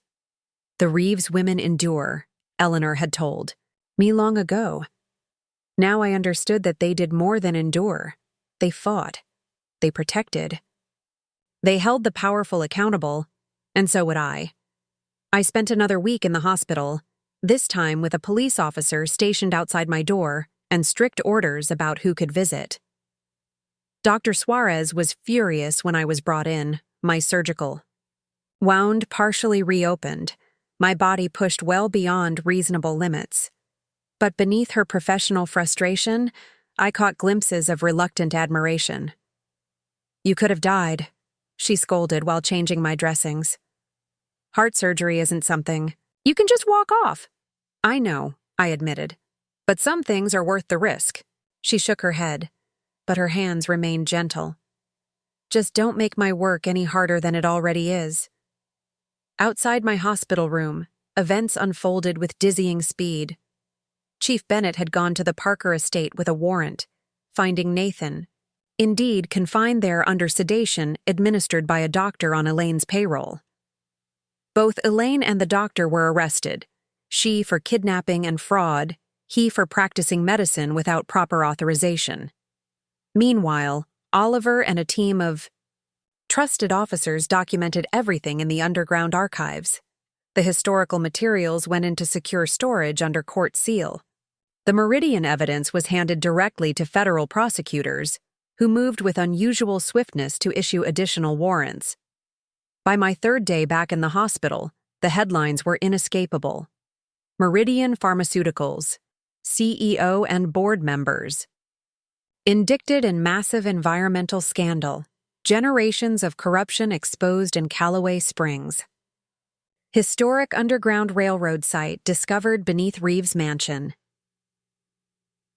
Local attorney uncovers century-old conspiracy from hospital bed.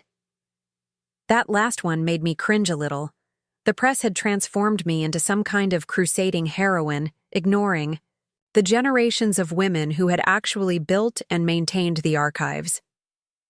I issued a statement through Oliver, redirecting credit to Eleanor and the guardians of Callaway Truth. But the narrative had already taken hold in the public imagination.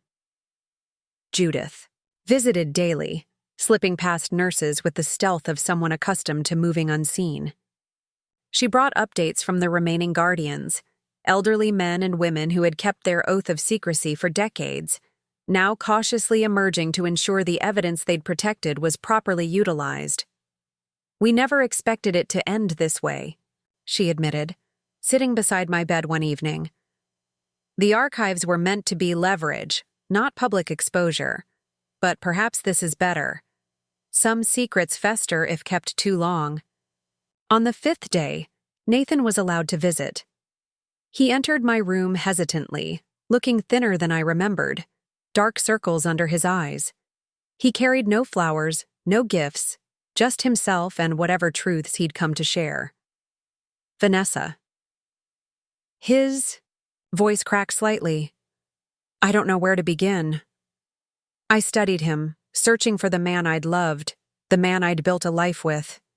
He was still there, beneath the strain and uncertainty, but altered somehow. Or perhaps it was my perception that had changed. Start with the truth, I said quietly. All of it. He sank into the chair beside my bed, hands twisting together. I didn't know when we met.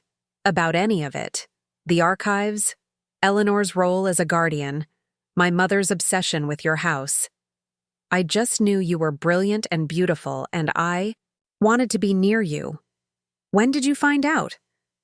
After we were married. Mother began pressing for information about the house, about any hidden spaces or secrets Eleanor might have mentioned. I thought it was just her usual controlling nature. He ran a hand through his hair. Then I overheard her on the phone discussing the Reeves problem and how marrying into the family was the only viable access strategy. It shattered something in me. Yet you didn't tell me. I didn't know what to believe. Mother suggested you might be hiding things from me too. That the Reeves women had their own agenda. His eyes met mine, pleading. I was caught between my mother's manipulation and my growing suspicion that I'd been used. Then I discovered what Meridian was doing. He explained how he'd stumbled upon irregularities in Meridian's environmental compliance reports, how he'd begun digging, uncovering a systematic pattern of chemical dumping and falsified safety data, how he'd collected evidence, intending to turn whistleblower. I needed to tell someone I trusted completely.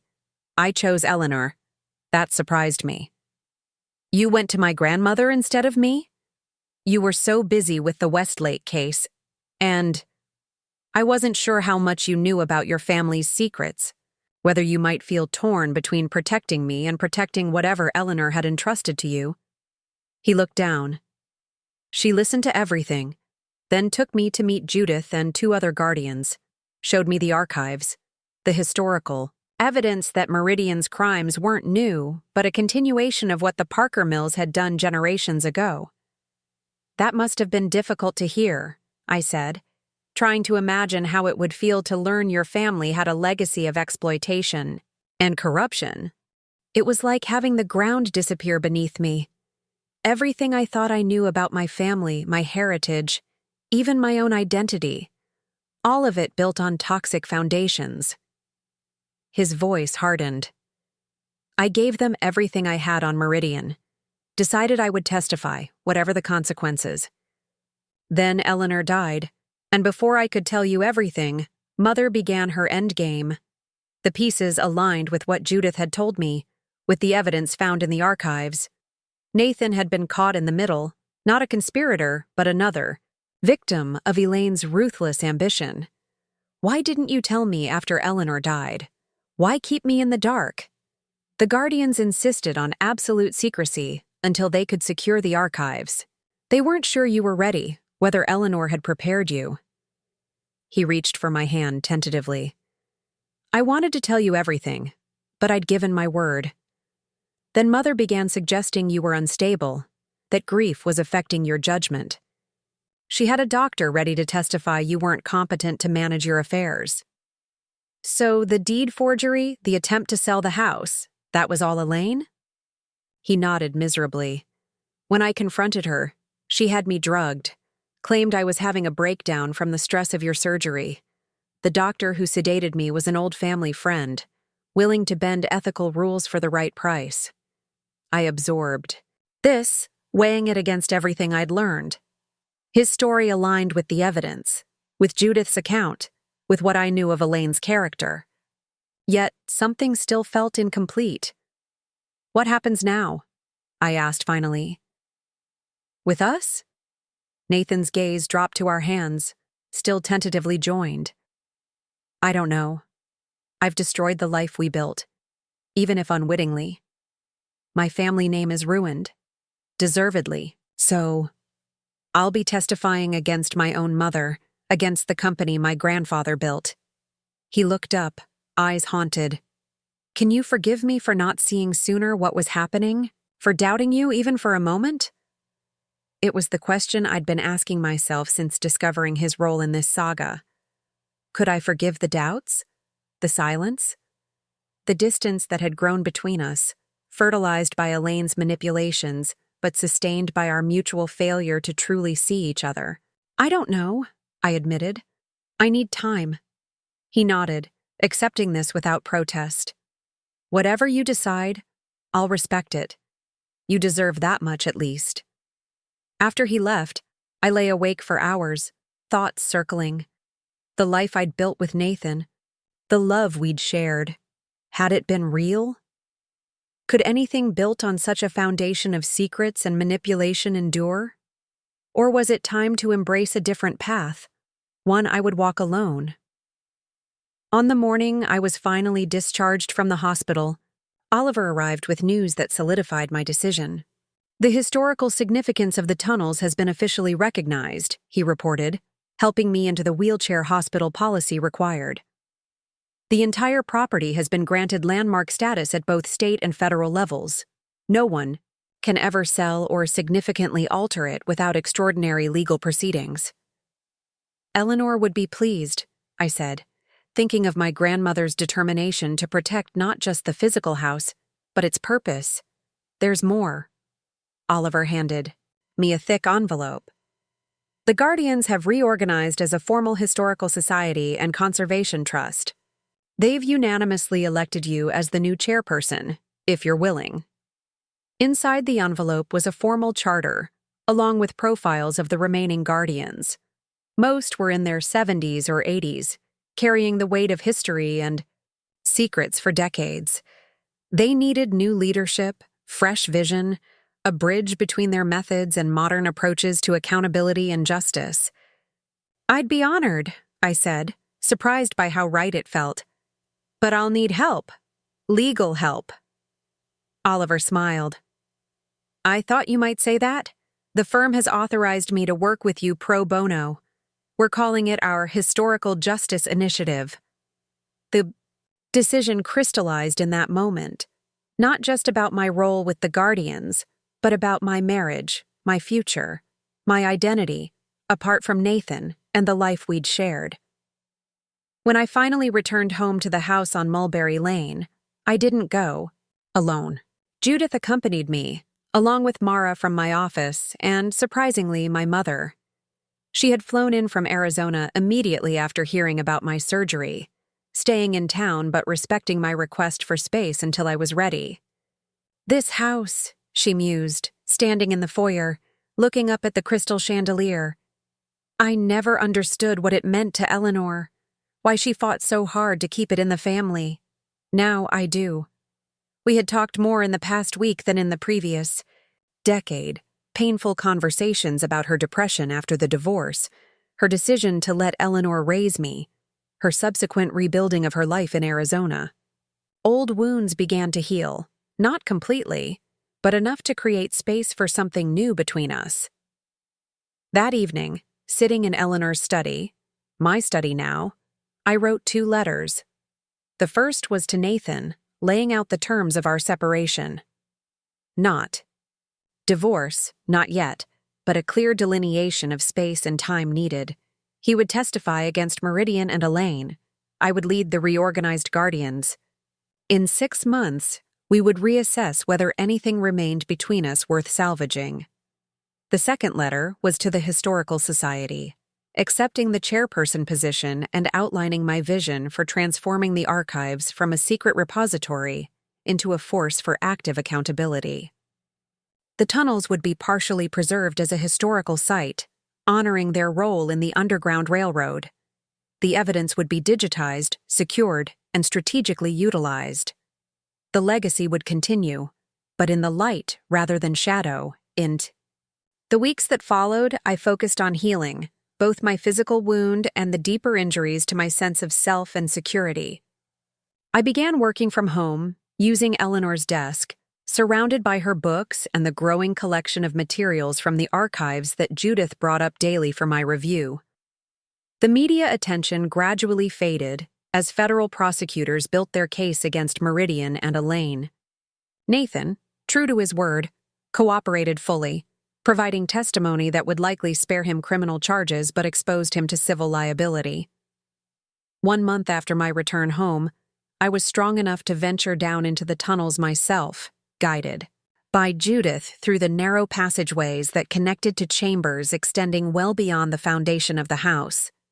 The archives were extensive, not just evidence of corruption, but records of resistance, of ordinary people standing against power through 6 generations of Callaway Springs history. "What will you do with it all?"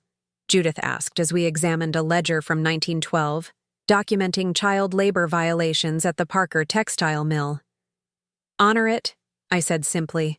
Use it. Continue the work. And the house? Will you stay here? Even with all that's happened? I looked around at the stone walls that had protected these truths for over a century, thought of the generations of women who had served as guardians before me. Yes, I decided, this is where I belong, where I've always belonged. That night, I sat on the veranda, watching fireflies dance across the lawn as darkness settled. The pendant Nathan had given me, the diamond key, lay in my palm, catching the last light of day. A symbolic key, he'd said. Perhaps he hadn't known how true that was, how perfectly it represented the choice before me. I could lock away the past, the betrayal, the manipulation, the loss of what I'd thought my life would be, or I could use this key to unlock something new, something built on the foundation Eleanor had prepared but following a blueprint of my own design. The next morning, I called a locksmith. Not for the safe, which I had finally opened, but for every door in the house.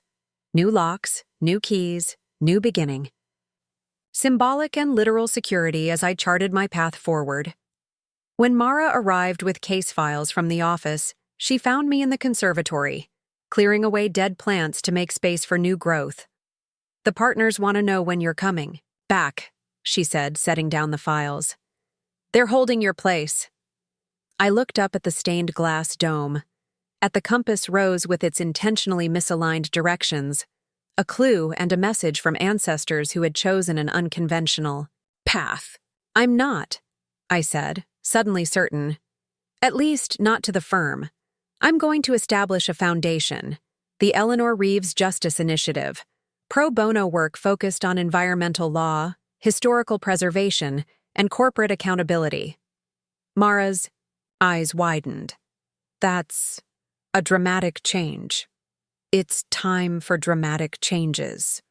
I gestured around at the conservatory, at the stone floor concealing the entrance to a legacy I was only beginning to understand. Some foundations are too important to abandon. By the end of summer, the initiative was taking shape. I converted the carriage house on the property into offices, hired a small staff of passionate young attorneys, and began building cases based on evidence from the archives. The first lawsuit, against a developer attempting to build on land, contaminated by Parker Mills in the 1940s, made headlines across the state. Nathan watched from a distance, respecting my request for space. He had resigned from Meridian, cooperated with prosecutors, and begun volunteering with environmental cleanup efforts. Occasionally, he sent brief messages, not pushing for reconciliation, just sharing small victories in his own journey toward redemption. Elaine remained in custody, denied bail due to flight risk. The evidence against her was overwhelming, not just the recent crimes involving Nathan's confinement and the fraudulent deed, but decades of environmental violations and cover-ups documented in the archives. As autumn painted Eleanor's garden in crimson and gold, I stood in the study one evening, looking at the bookcase that had concealed the safe, the first step on this unexpected journey. The safe stood open now, empty of its secrets, which had been distributed where they would do the most good. My fingers traced the spines of Eleanor's law books, stopping at Blackstone's commentaries, the trigger for the hidden mechanism. Beside it now stood a new volume, the official charter of the Elaine Reeves Justice Initiative, bound in leather the same deep burgundy as the original bookcase. The house on Mulberry Lane was changing, just as I was. Not abandoning its purpose, but evolving, bringing concealed truths into the light, transforming from a passive repository into an active force for accountability. The legacy continues, Eleanor had written, not as a burden to be carried, but as a foundation to build upon, a beginning, not an ending. And in that knowledge, I found something I hadn't expected when this journey began. Not just purpose, but peace. Not just responsibility, but possibility. As we walked up the path to the house that had started it all, snow crunching beneath our feet, I felt lighter somehow. The burden of uncertainty hadn't lifted. There were still decisions to make, paths to choose, a future to construct. But for the first time since waking in that hospital room to find my life unraveling, I felt fully capable of making those choices from a place of strength rather than fear. The porch light glowed warmly against the gathering dusk, illuminating the intricate woodwork Eleanor had so lovingly preserved. I paused at the door, key in hand, suddenly struck by the symbolism of this moment, choosing whether to unlock the door for Nathan, to allow him back into the space that had become my sanctuary. "I can get a hotel room," he offered, reading my hesitation. "This doesn't have to happen today." "No," I decided, turning the key. "Some conversations shouldn't wait." Inside, the house welcomed us with familiar creaks and sighs, the radiators hissing quietly against the winter chill. I led the way to the kitchen, neutral territory, neither the intimacy of the living room nor the loaded symbolism of Eleanor's study. As I prepared tea, more from habit than hunger, Nathan stood awkwardly by the island, clearly unsure of his place in this space that had once been ours, but was now unmistakably mine. Small changes were evident everywhere. New artwork on the walls, furniture rearranged, books and papers related to the initiative spread across the counter. "You've made it your own," he observed, no judgment in his voice, just recognition. "I had to," I replied, setting mugs on the table. "It was part of healing." We sat across from each other, steam rising between us like the questions neither of us quite knew how to ask. Finally, Nathan spoke.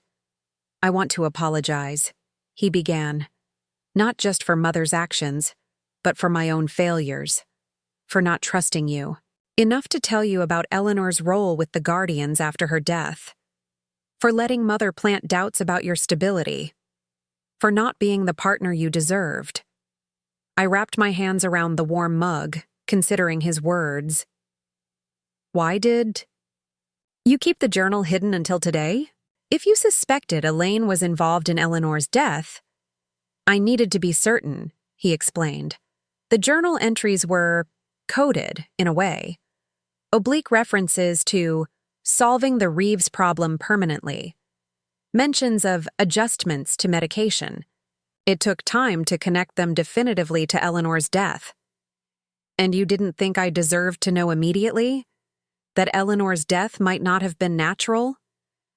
Pain flickered across his face. "I wanted to protect you from more trauma until I was sure. It was the wrong choice. Another in a long series of wrong choices I've made. Thinking I knew what was best for you instead of trusting you with the truth." The admission hung between us, honest in a way the old Nathan might not have been capable of. I sipped my tea, weighing forgiveness against self-protection, shared history against uncertain future. "Where do you go from here?" I asked finally. "After the sentencing, after all this is over, I've been offered a position with the Environmental Protection Agency," he said. "Their enforcement division. My experience with Meridian, my willingness to testify, apparently it makes me valuable." A wry smile touched his lips. "Poetic justice, I suppose, using my insider knowledge of corporate malfeasance to prevent others from doing the same." "That's actually perfect for you," I admitted, genuinely pleased at this unexpected development. "You always had a talent for understanding systems, how they work, where they're vulnerable. I've also been volunteering with a group that helps children of incarcerated parents," he added hesitantly. Given Mother's sentence, it felt important to understand that perspective. I studied him across the table, this man who was both familiar and strange, known and unknown. The Nathan I had married had been polished, confident, sometimes superficial in his perfection. This Nathan was humbled, searching, more authentic in his uncertainty than he had ever been in his success. "I'm proud of you," I said simply. For finding your own path forward. Relief washed across his face, followed by something more complicated. Vanessa, I need to ask, is there any possibility for us? Not now, not tomorrow, but someday? Or have I damaged what we had beyond repair? It was the question we'd been circling, the one that had hovered between us since his first visit to the hospital. I considered it carefully, owing him the honesty he was finally offering me. I don't know, I said truthfully. I care for you, Nathan. Part of me always will. But I'm not the same woman who married you. The heart surgery, Eleanor's death, the archives, the initiative. They've changed me. I gestured around the kitchen. I'm building something here that matters deeply to me. Something that doesn't necessarily include a partner. He nodded, accepting. This without protest. I understand. I needed you to know that if there's ever a chance, I'd be willing to do whatever it takes to earn your trust again. To build something new, not try to reclaim what we had before. I appreciate that, I said softly, but I need more time. The separation agreement, we said 6 months. Let's honor that. After Elaine's sentencing, after the dust settles, we can talk again. Of course. He rose, understanding our conversation had reached its natural conclusion. Thank you for hearing me out today. At the door he paused, turning back with an unexpected question. The tunnels, do you ever go down there? To the archives? Sometimes, I admitted. Usually with Judith or one of the other guardians. Why? A faint smile. Just curious if you've found all the passages yet. Eleanor once mentioned there were sections even she hadn't fully explored. This was new information. What else did she tell you? That the house was like the family itself, full of hidden depths, unexpected connections, and secrets that revealed themselves only to those patient. Enough to look. He shrugged slightly. I didn't understand what she meant at the time. I think I'm beginning to now. After he left, I stood in the foyer for a long moment, absorbing the conversation, the revelations, the tentative possibility he had offered.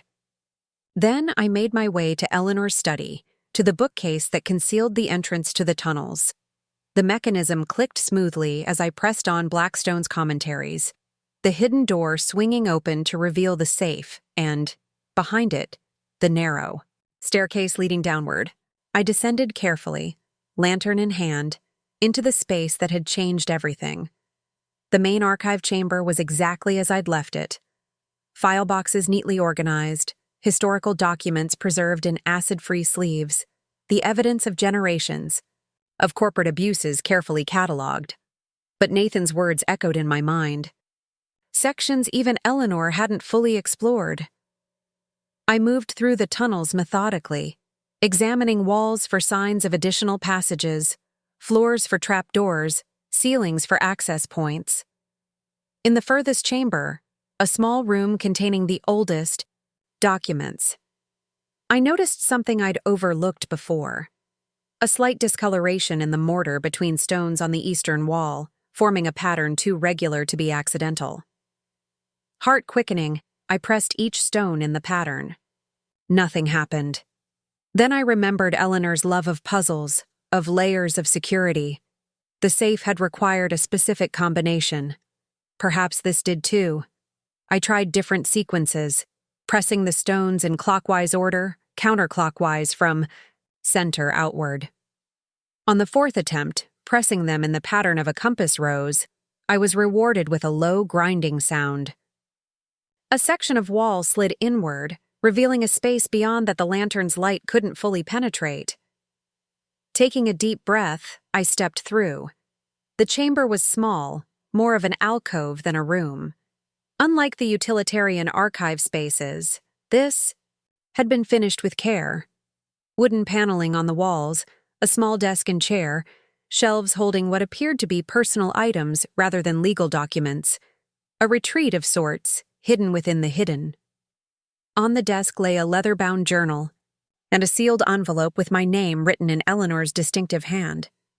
With trembling fingers, I broke the seal, unfolded the pages within, and began to read. My dearest Vanessa, if you are reading this, you have discovered the heart of the labyrinth, as I always believed you would. This space was my private sanctuary, where I came to reflect on the responsibilities we Reeves women have carried through generations. By now you will have learned about the archives, the guardians, the history our family has preserved. What you may not yet understand is why I chose you specifically as my successor when your mother was still living. The truth is both simple and complex. I recognized in you the qualities essential for this work, not just intelligence or determination, but moral courage. The willingness to stand alone when necessary. The ability to see beyond immediate consequences to longer arcs of justice. Your mother possesses many gifts, but her path led her away from Callaway Springs, away from the burden of knowing what lies beneath our feet. She chose light over shadow, and I have never blamed her for that choice. You, however, have always been drawn to deeper truths, even painful ones. Since childhood, you've sought understanding rather than comfort, justice rather than ease. These qualities cannot be taught. They can only be recognized and nurtured. The journal on this desk contains my most private thoughts about our family's role in Callaway Springs, including suspicions I've harbored about certain local families, the Parkers chief among them. I believe Elaine Parker knows more about our archives than she should. Knowledge passed down through her family just as ours has been. Be vigilant, my dear. The Parkers have opposed the Reeves family's work for generations, sometimes overtly, sometimes through subtler means. If Elaine ever seems too interested in our house or its history, consider it a warning. The house will protect you as it has protected me, as it has protected all Reeves women who accepted its purpose. The tunnels will guard their secrets for another generation. And you, my beloved granddaughter, will carry forward what I have begun, in your own way, with your own vision. The legacy continues, not as a burden, but as a privilege, not as a constraint, but as a foundation for whatever you choose to build. With eternal faith in your judgment, Eleanor. Tears blurred my vision as I finished reading. Even at the end, Eleanor had been preparing me, warning me, arming me with knowledge, for battles she somehow anticipated. Had she suspected Elaine might be involved in her death? Had she known the Parkers would make another attempt to access the archives? I couldn't know for certain. But in this hidden sanctuary, surrounded by Eleanor's private thoughts and personal treasures, I felt her presence more strongly than I had since her passing. Not as a ghost, but as a continuation. Her wisdom, her courage, her vision flowing into me like a river that had momentarily gone underground only to resurface, stronger for its hidden journey. I carefully placed the letter in my pocket and picked up the journal, knowing it would contain insights too valuable to leave unprotected.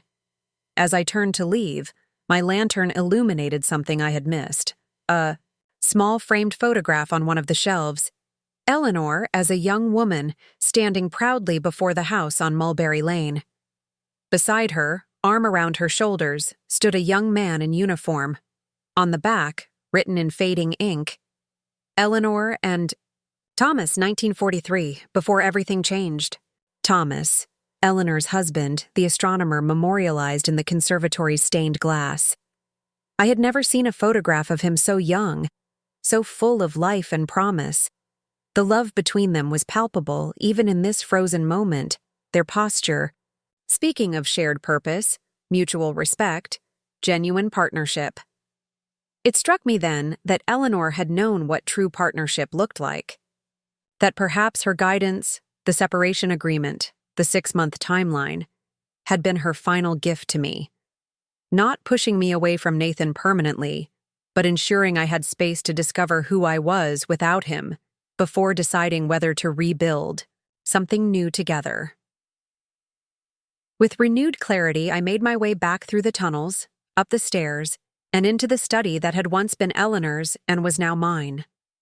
The house settled around me, creaking companionably as snow continued to fall outside, insulating us both from the world beyond. Whatever came next, with Nathan, with the initiative, with the legacy Eleanor had entrusted to me, I would face it on my own terms, with my own strength. Not alone, perhaps, but independently. The difference was crucial, and understanding it was perhaps the greatest triumph of all. Spring arrived in Callaway Springs with an explosion of renewal. Daffodils and crocuses pushed through soil still thawing from winter's grip. The branches of Eleanor's ancient magnolia burst with pink-tinged buds. And throughout town, a sense of cautious optimism emerged as the Meridian cleanup progressed, as contaminated areas were remediated, as justice, however delayed, finally took hold. 1 year had passed since my heart surgery. 1 year since I'd woken in a hospital room to discover my mother-in-law attempting to sell my house. 1 year of rebuilding, reclaiming, and redefining what mattered most. I stood in Eleanor's garden, my garden now, surveying the beds I'd prepared for planting. My health had returned fully, my body strong again. The surgical scar faded to a thin silver line across my chest. Like the garden itself, I had experienced my winter and emerged transformed. The Eleanor Reeves Justice Initiative had flourished, beyond my expectations. We now occupied not just the carriage house, but also a small office downtown, our team grown to 15 dedicated attorneys and researchers. 3 major class action lawsuits against corporate polluters were underway. The environmental remediation work in communities affected by Meridian's dumping was showing positive results. Children whose development had been stunted by chemical exposure were receiving specialized education and therapy funded by settlement money. It wasn't enough, would never be enough to undo generations of harm, but it was a beginning. "You've created something remarkable here," a voice observed from the garden path. I turned to find Judith watching me, her practical boots muddy from the spring thaw, her silver hair gleaming in the morning light. At 83, she remained indefatigable, still serving as the bridge, the guardian who connected past and present members of our now reorganized historical society. "We've created it together," I corrected, gesturing for her to join me on the stone bench beneath the magnolia. She settled beside me with a small grunt. "I provide institutional memory. You provide vision. There's a difference." We sat in companionable silence, listening to birds calling from budding branches. The garden had always been my favorite part of the property, not just for its beauty, but for the way it embodied continual renewal, the endless cycle of growth and rest, death and rebirth. "I've been thinking about something Eleanor wrote," I said finally. In the letter I found in her hidden room, she said the legacy continues, not as a burden, but as a privilege. Not as a constraint, but as a foundation for whatever you choose to build. Judith nodded thoughtfully. Sounds like Eleanor. She always understood the difference between honoring the past and being imprisoned by it. That's what I've been reflecting on lately. The balance between honoring what came before and creating something new. I gestured toward the house, where scaffolding had been erected along the east wing. The historical restoration grant came through. We're repairing the damage from the 1960s fire, returning that section to its original design, while simultaneously making it the headquarters for a thoroughly modern legal initiative, Judith observed with a smile. Eleanor would approve of the symmetry. My phone buzzed with a text message. "Nathan. Just landed. Still okay for lunch?" Our relationship had evolved into something neither of us could have predicted a year ago. After Elaine's sentencing, 30 years, as agreed in the IT plea deal, we had met to discuss our future. The conversation had been honest, painful, and ultimately liberating. We both recognized that our marriage, as originally constructed, had ended. Too much had changed. We had changed. Yet something remained between us, not just shared history or lingering affection, but mutual respect for who we were becoming individually. We had divorced amicably, maintaining a friendship that surprised those who expected bitterness. Nathan had moved to Washington, D.C. for his EPA position, returning to Callaway Springs monthly for his volunteer work with children of incarcerated parents, and increasingly to consult with the Initiative on Corporate Accountability Strategies. I texted back, "Yes, looking forward to it." "Nathan visiting again?" Judith asked, noting my smile. "Just for the weekend. He's testifying before a congressional committee on environmental enforcement next week." I slipped the phone back into my pocket. He's doing good work. "And you? How do you feel about these visits?" I considered the question. Grateful, mostly, that we found a way to honor what was valuable in our relationship without trying to resurrect something that needed to end. Judith nodded approvingly. Not everyone manages that balance. Most cling too tightly to what was or reject it entirely. She patted my hand. "You've found a third path, like Eleanor did after Thomas died, neither stuck in grief nor erasing the past." The mention of Thomas reminded me of the photograph I'd found in Eleanor's hidden sanctuary. "Did you know her husband well, Thomas?" "Oh, yes." Judith's eyes crinkled with fond remembrance. "Brilliant man, gentle soul. They were partners in every sense. Intellectual equals, moral allies, deeply in love." She sighed. "His death in the Bayesiu War nearly destroyed her. But Eleanor rebuilt herself, found purpose in continuing their shared values, their commitment to justice. Like the compass rose in the conservatory dome," I mused, "pointing the way forward while commemorating what was lost." "Exactly." Judith rose, knees cracking slightly. "Speaking of which, the Guardians are meeting in the archives at noon. We're digitizing the oldest materials today."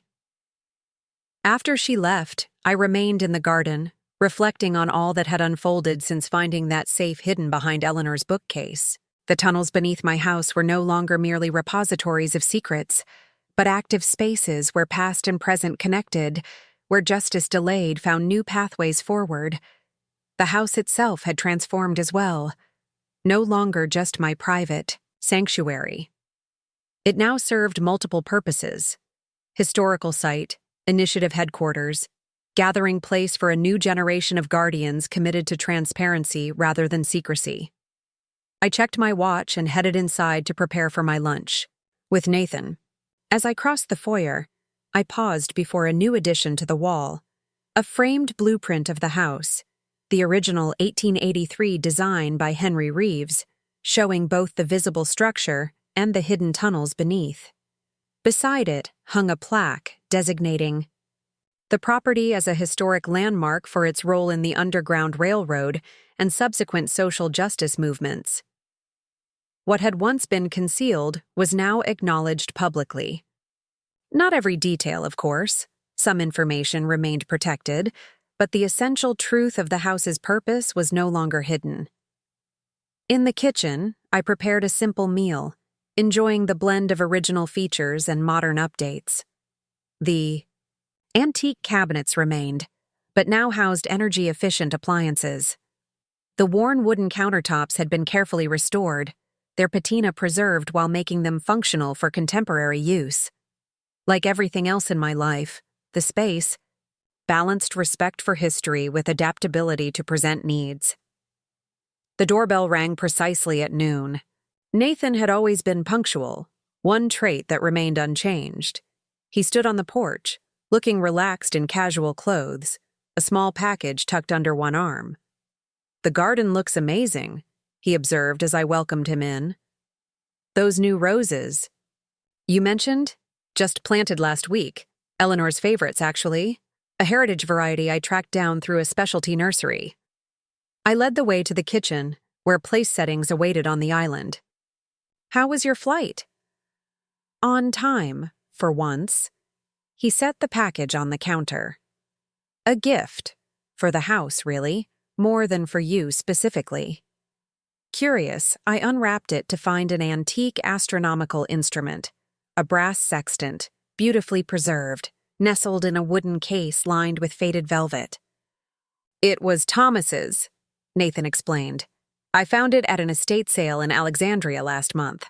The seller had no idea of its provenance, but I recognized the initials on the case, TJR, Thomas James Reeves. I lifted the instrument carefully, noting the precise craftsmanship, the small engraving on its base. How did it end up in Virginia? No idea, but it felt like it should come home. He shrugged slightly. To be with Eleanor's things, where it belongs. The gesture touched me deeply. This man who had once been my husband, whom I had loved and lost and found again in a different form, returning a piece of Eleanor's history to its rightful place. Thank you, I said simply. This means a great deal. Over lunch, we discussed his work in D.C., the initiative's progress, the ongoing transformation of Callaway Springs in the wake of the Meridian scandal. Our conversation flowed easily, free from the tension that had once characterized our interactions after the initial separation. The town feels different, Nathan observed, glancing out the window toward the street. More awake somehow. Transparency tends to have that effect, I replied. Once people understand what's happened, they can choose how to respond, how to move forward. Like us, he said quietly, meeting my gaze across the table. Like us, I agreed. After lunch, we walked through the house to the east wing, where restoration work was underway. The construction crew had gone for the weekend, leaving tools neatly organized, tarps protecting original features, the space humming with potential. Remember when we talked about starting a family? Nathan asked unexpectedly, running his hand along a partially restored banister. We thought the third floor would make perfect nurseries. The question might have been painful once. Now it simply felt like acknowledging a path not taken. I remember. You wanted to restore the original crown moldings yourself. Wildly optimistic about my carpentry skills, he admitted with a self-deprecating smile. Do you ever regret? He let the question hang, not needing to complete it. I considered carefully before answering. I regret the circumstances that led to our separation, the pain, the betrayal, the loss of what we thought we had. I met his eyes directly.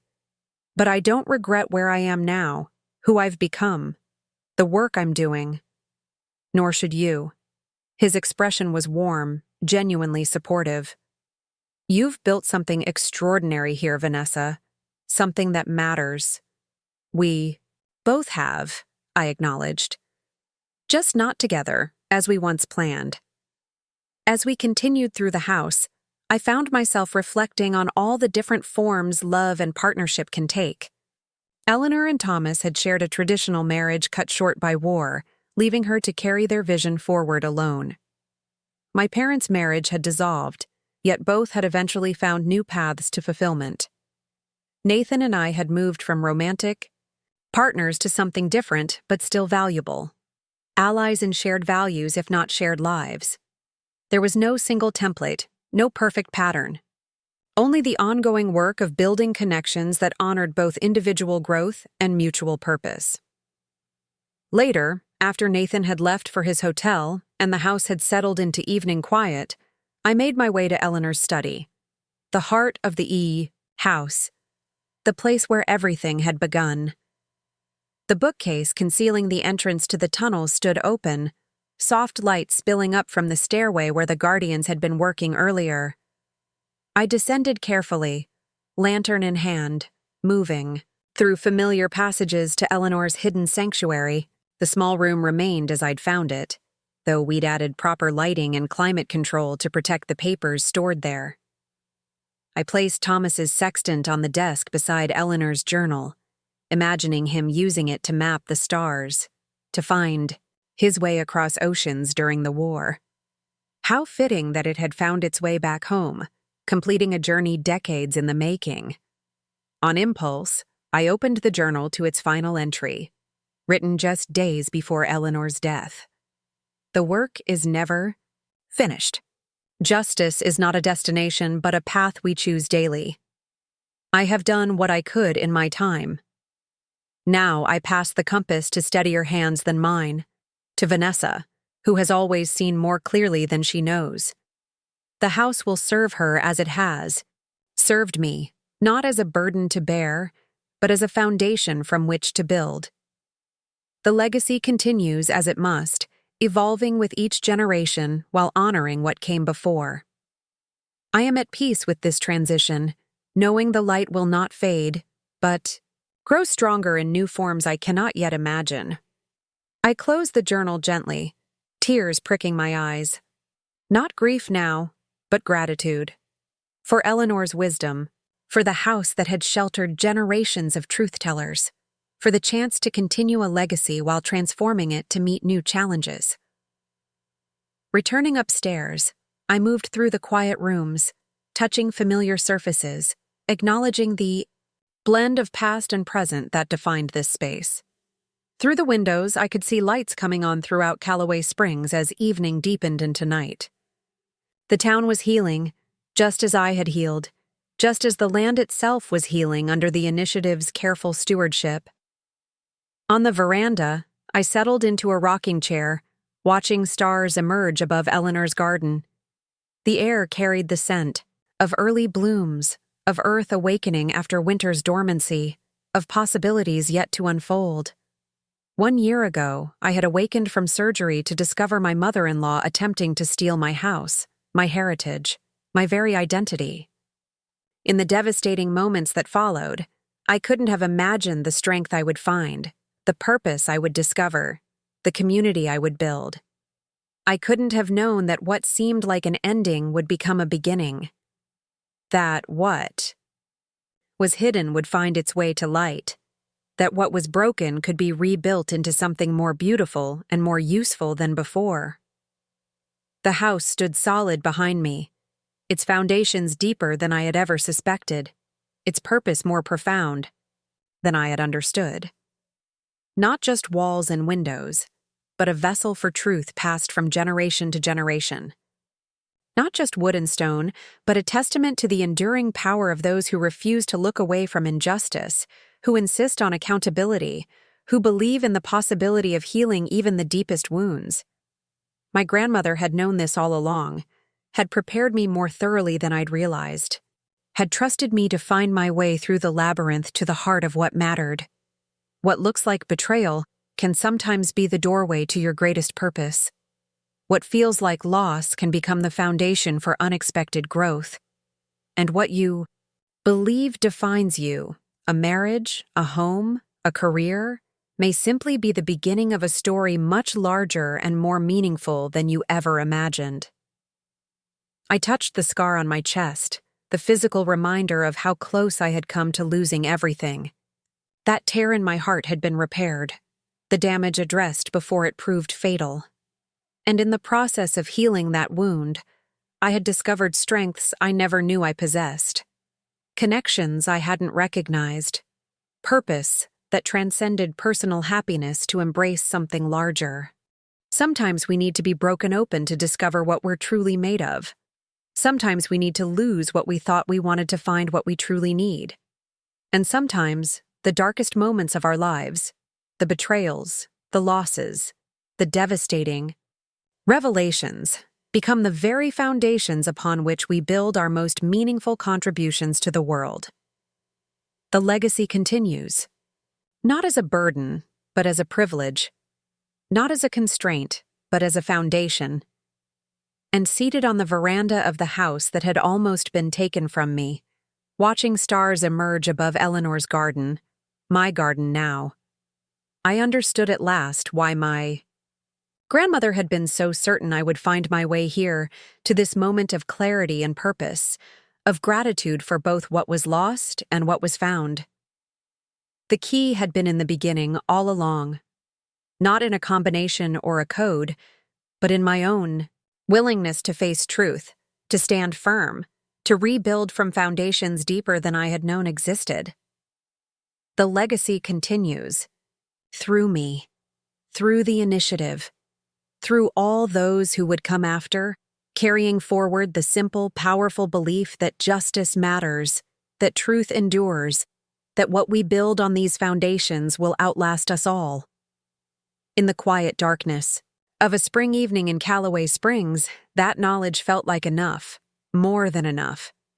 A gift beyond measure, wrapped in the unexpected package of what had once seemed like catastrophic loss. The legacy continues. And I am ready! Up next, you've got 2 more standout stories right on your screen. If this one hit the mark, you won't want to pass these up. Just click and check them out.